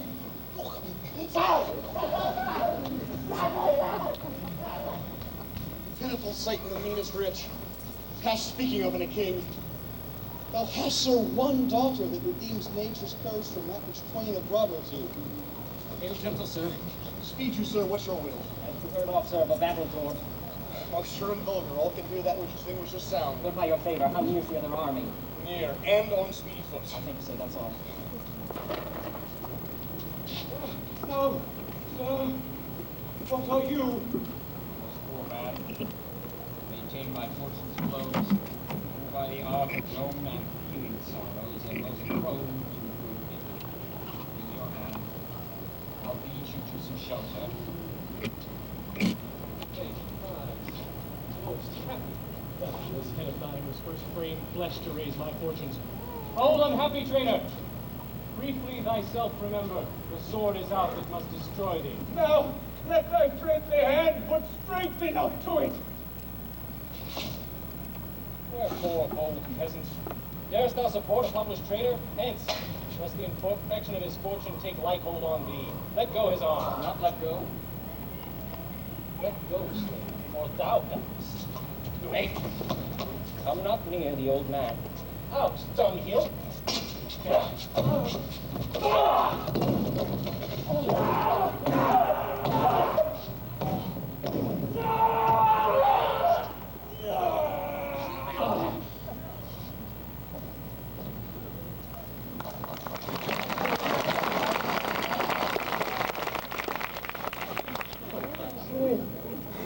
Thou hast slain me. If ever thou wilt thrive, bury my body. Take the letters which thou findst about me to Edmund, Earl of Gloucester.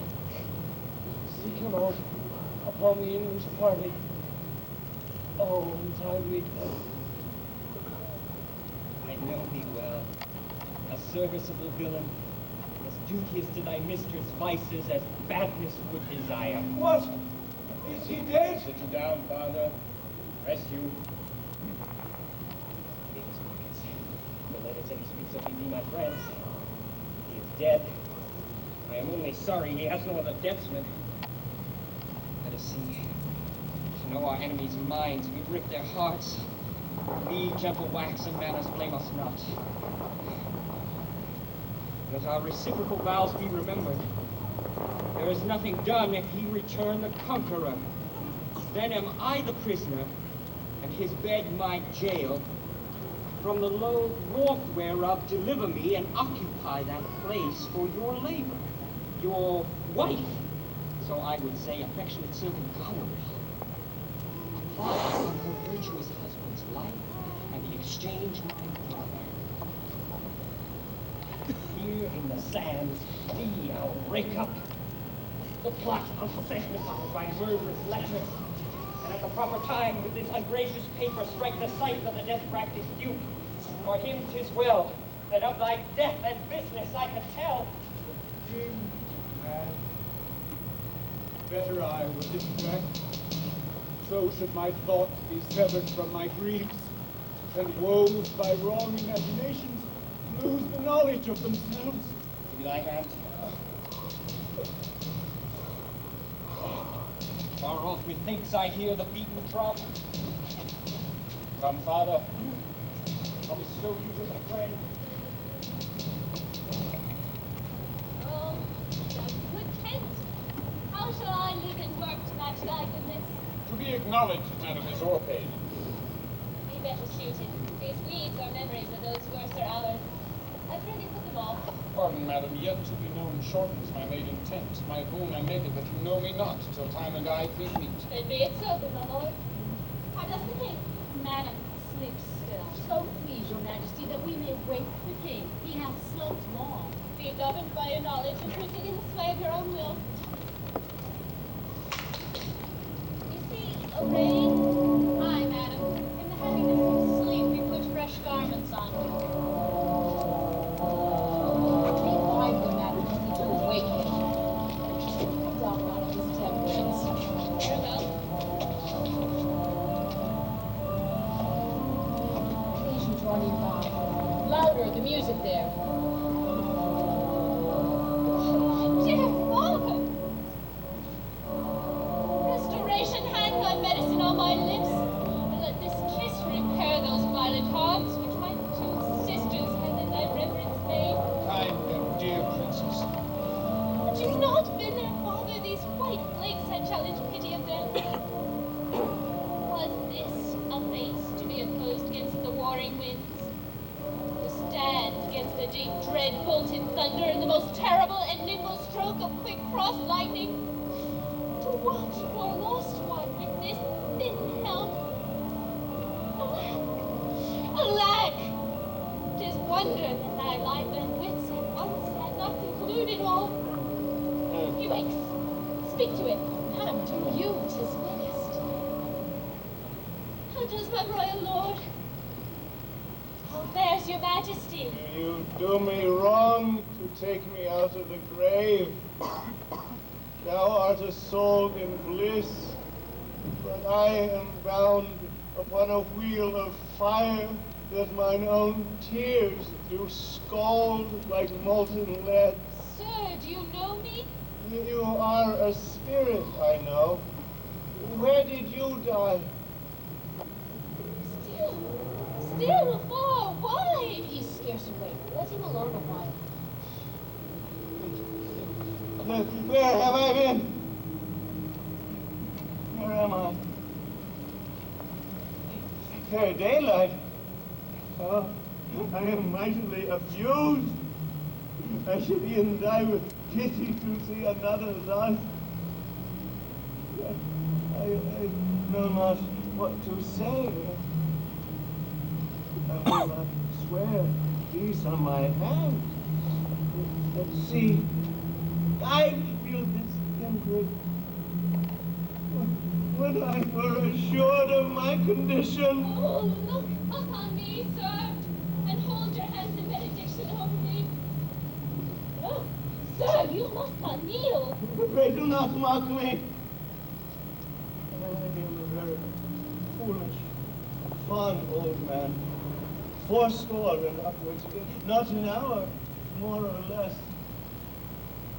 And to you plainly, I fear I am not in my perfect mind.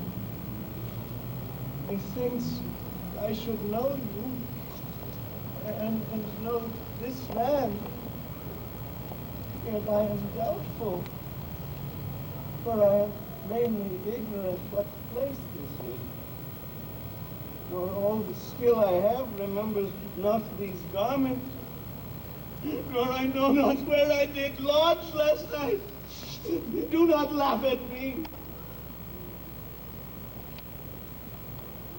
For as I am a man,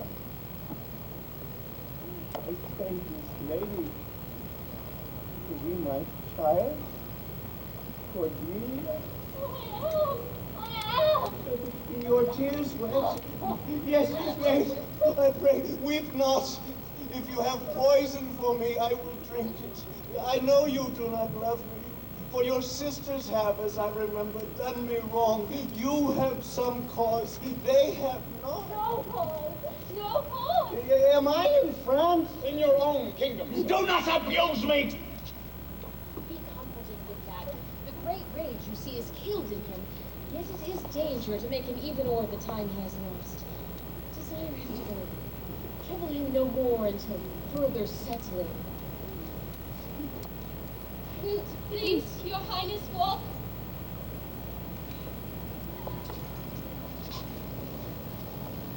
You must bear with me. Pray you now. Forget and forgive. I am old and foolish.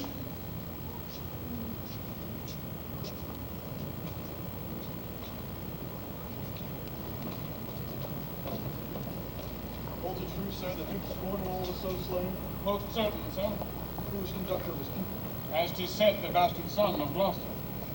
They say that Edgar, Gloucester's banished son, is in Germany with the Earl of Kent. Report is changing. It's time to look about. The powers of the kingdom approach.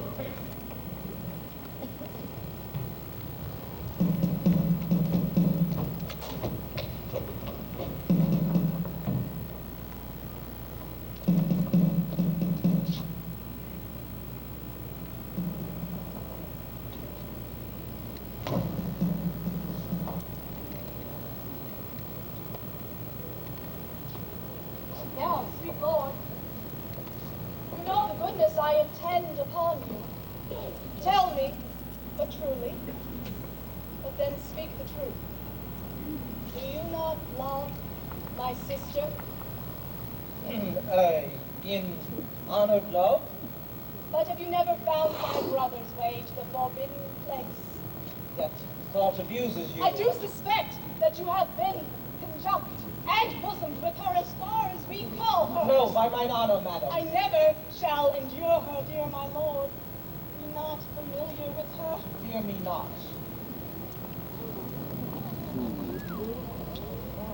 I'd rather lose the battle than that sister should loosen him and me.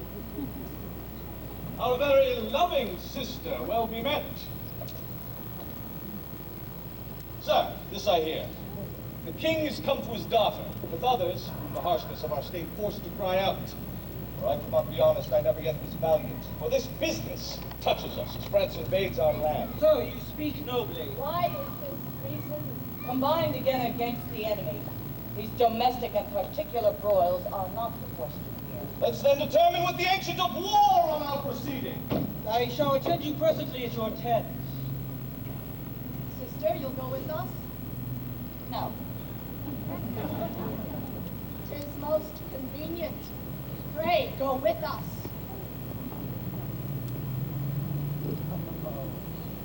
I know the riddle. I will go.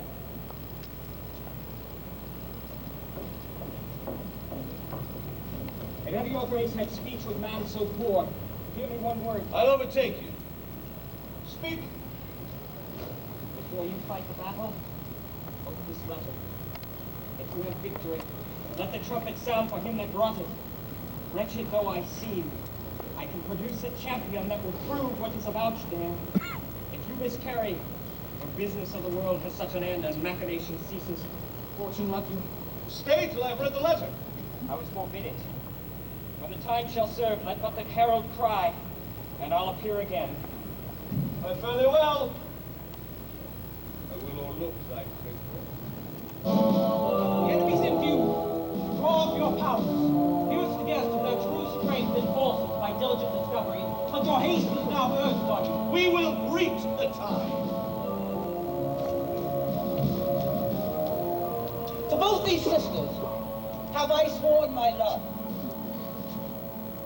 each jealous of the other as the stung are to the adder.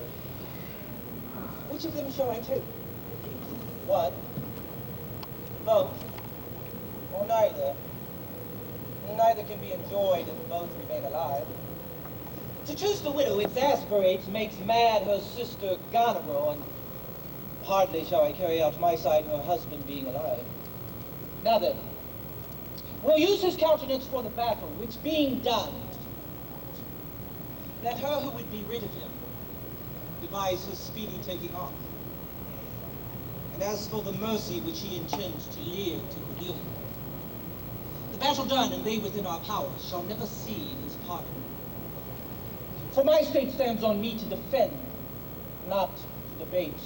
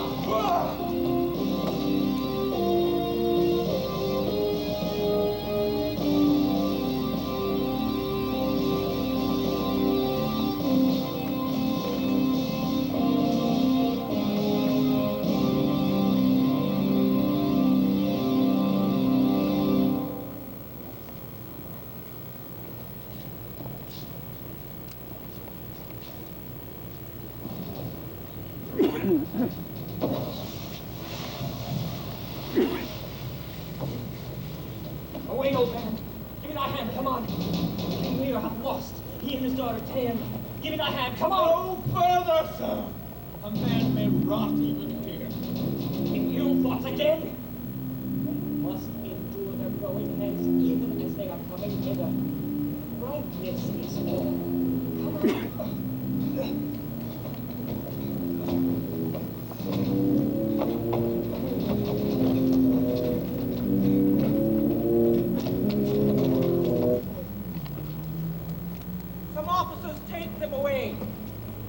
Good God, until the greater pleasures first be known that are to censure them. We are not the first who with this meaning have transgressed.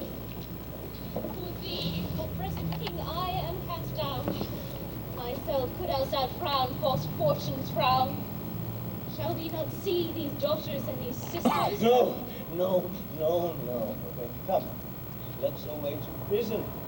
We two alone will sing like birds in a cage. When thou dost ask me blessing, I'll kneel down and ask of thee forgiveness. And so we'll live, and pray, and sing, and tell old tales, and laugh at gilded butterflies. And hear poor rogues talk of court news, and we'll talk with them too, who loses and who wins, who's in, who's out, and take upon us the mystery of all things as if we were God's spies. Take them away! Upon such sacrifices, my Cordelia, the gods themselves throw incense. Have I caught thee? He that parts us shall bring a fire from heaven and fire us hence like foxes. Wipe thine eyes.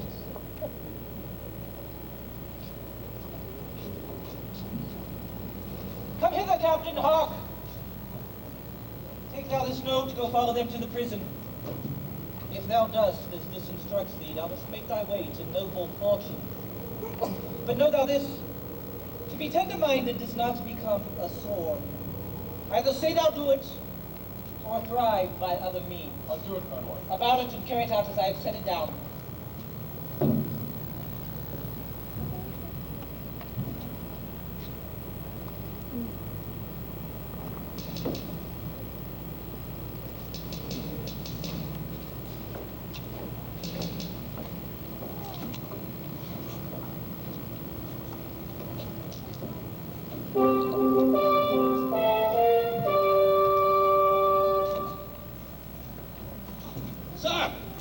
Your valiant strain, and fortune led you well. You have the captives who are the enemies of this day's strife. I do require them of you, so as to use them as we shall find their merits, and our safety shall equally determine. Sir, I thought it fit to send the old and miserable king to some retention and appointed guard. With him I sent the queen. They are ready tomorrow at further space to appear where you shall hold your session. At this time we sweat and bleed, the friend hath lost his friend. The question of Cordelia and her father requires a fitter place. Sir, by your patience, I hold you but a son, or not as a brother. That's as we please to grace him. He led our powers, bore the commission of my place and person, the which immediacy may well stand up and call itself your brother. Not so hot. In his own grace he doth exalt himself more than in yours. In my rights, by me invested, he equals the best. That were the most, if he should husband you. Jesters, to oft prove prophets. That I have told you so, look for the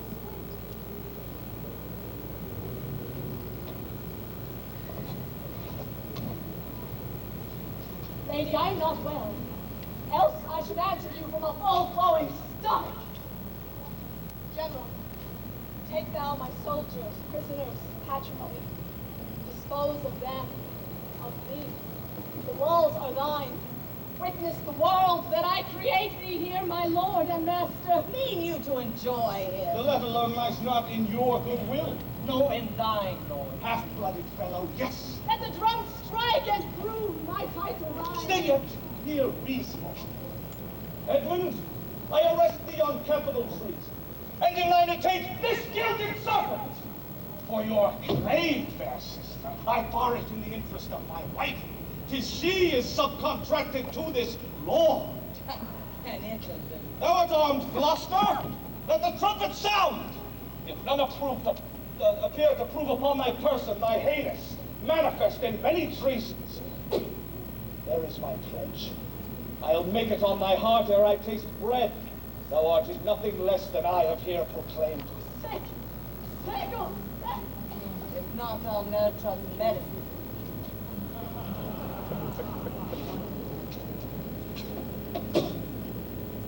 There's my exchange. What in the world he is that calls me traitor, villain like he lies? Call by thy trumpet. I will maintain my truth and honor firmly. A herald! Herald! The herald! Oh, herald! Trust to thy single virtue, for thy soldiers are taken in my name, and in my name took their discharge. My sickness grows upon me. Come hither, herald. Let the trumpet sound and read out this.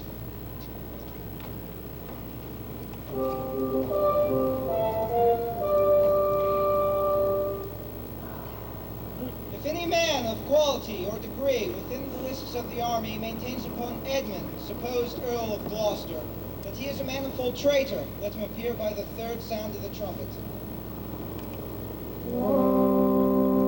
Again! Again!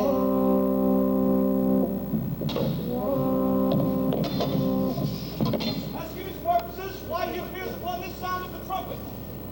What are you? Your name, your quality, and why you answer this present summons? No, my name is lost by treason's tooth, Baenon and canker bit.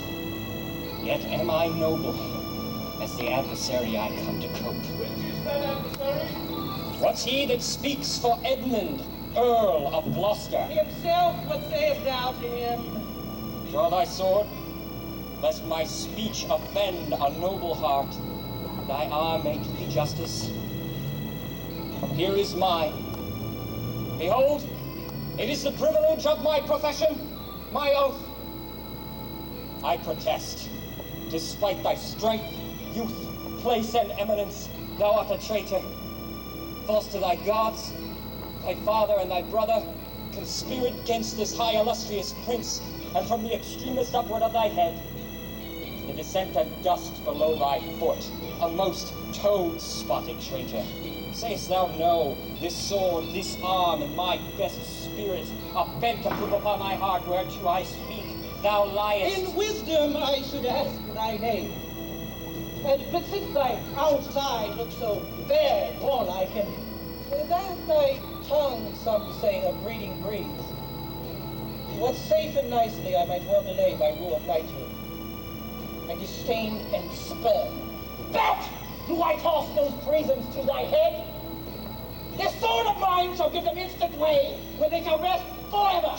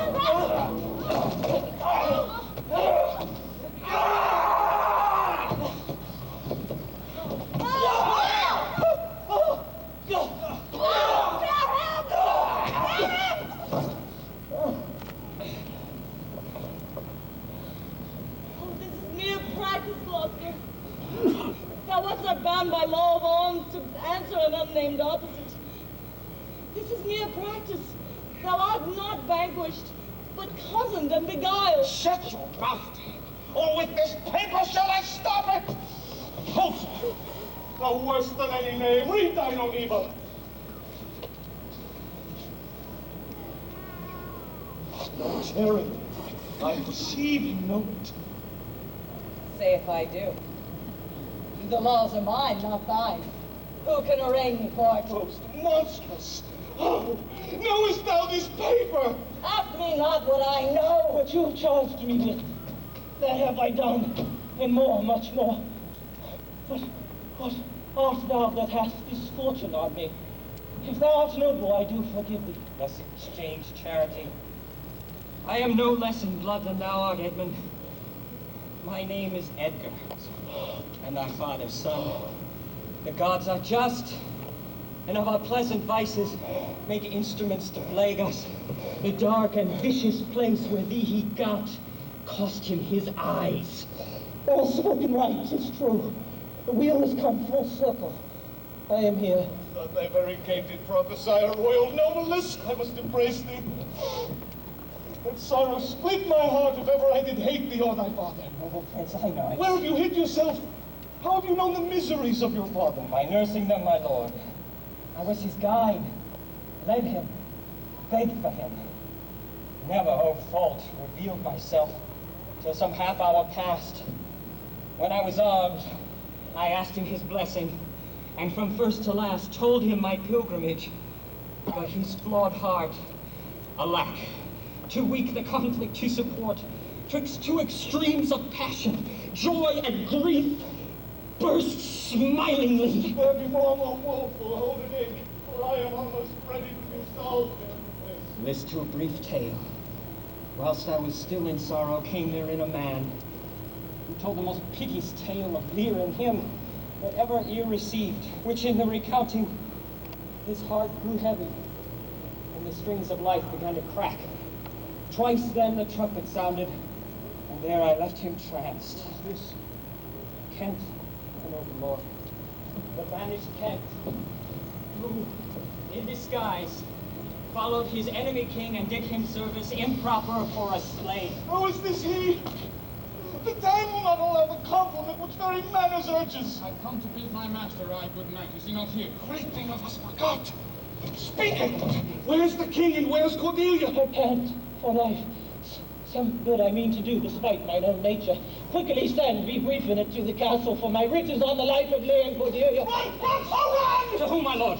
Who has the office? Send thy token of reprieve. Oh, well thought on. Take my sword, give it to the captain. Haste thee for thy life! He hath commissioned from thy wife and me to hang Cordelia in the prison, and to lay to blame upon her own despair that she fordid herself. The gods defend her! Regan.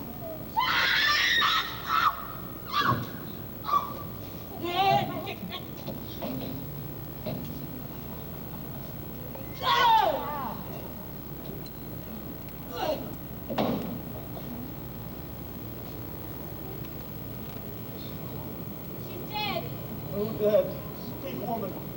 Your lady, sir. Your lady, and her sister by her is poisoned. She has infested. It is the judgment of the heavens which makes us tremble. Touches us not with pity. Yet Edmund was beloved. The one the other poisoned for my sake, and after slew herself. I was contracted to them both. Now, all three married in an instant. So, cover their faces.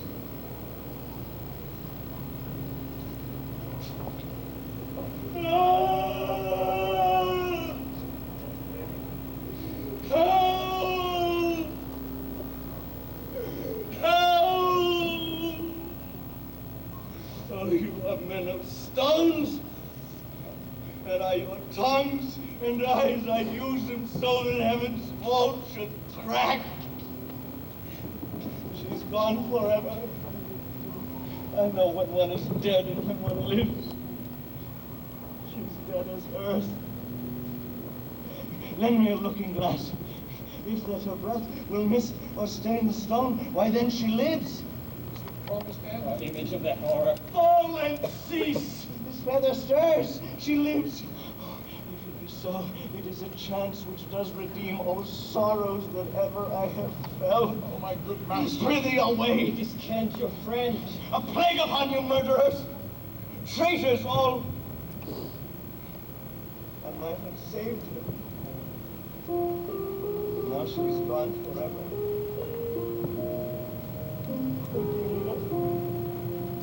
Cordelia, stay a little. What dost thou sayest?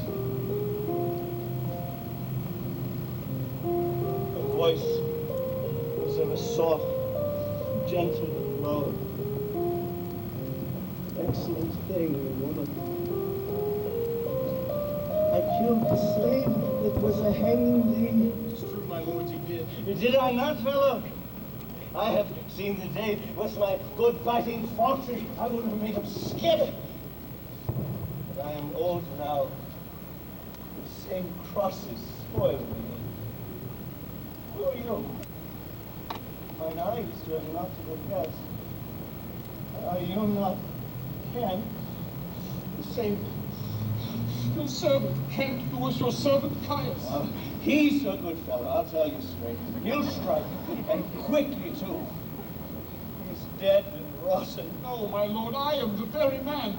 I will see that straight. From your first of difference and decay have followed your sad steps. You are welcome hither. Not so, my lord, all is cheerless, dark, and deadly. Your eldest daughters have forgotten themselves and desperately are dead.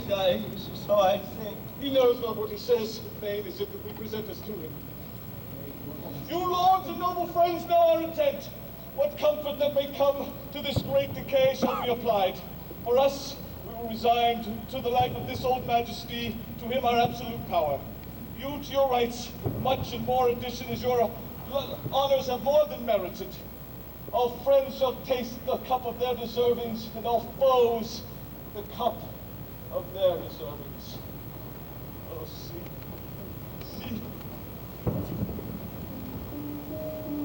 And my poor fool is hanged. No.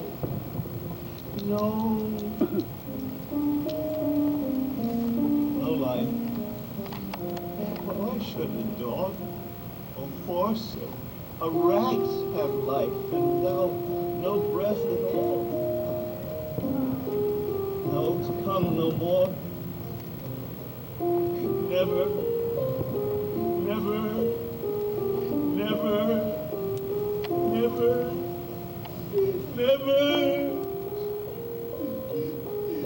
Will you undo this button? Thank you, sir. Did you see this? Look on her. Look, her lips. Look there.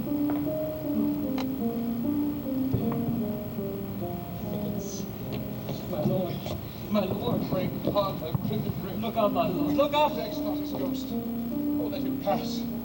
He hates him that would upon the rack of this tough world stretch him out longer. He is gone indeed. The wonder is he hath endured so long, but usurped his life.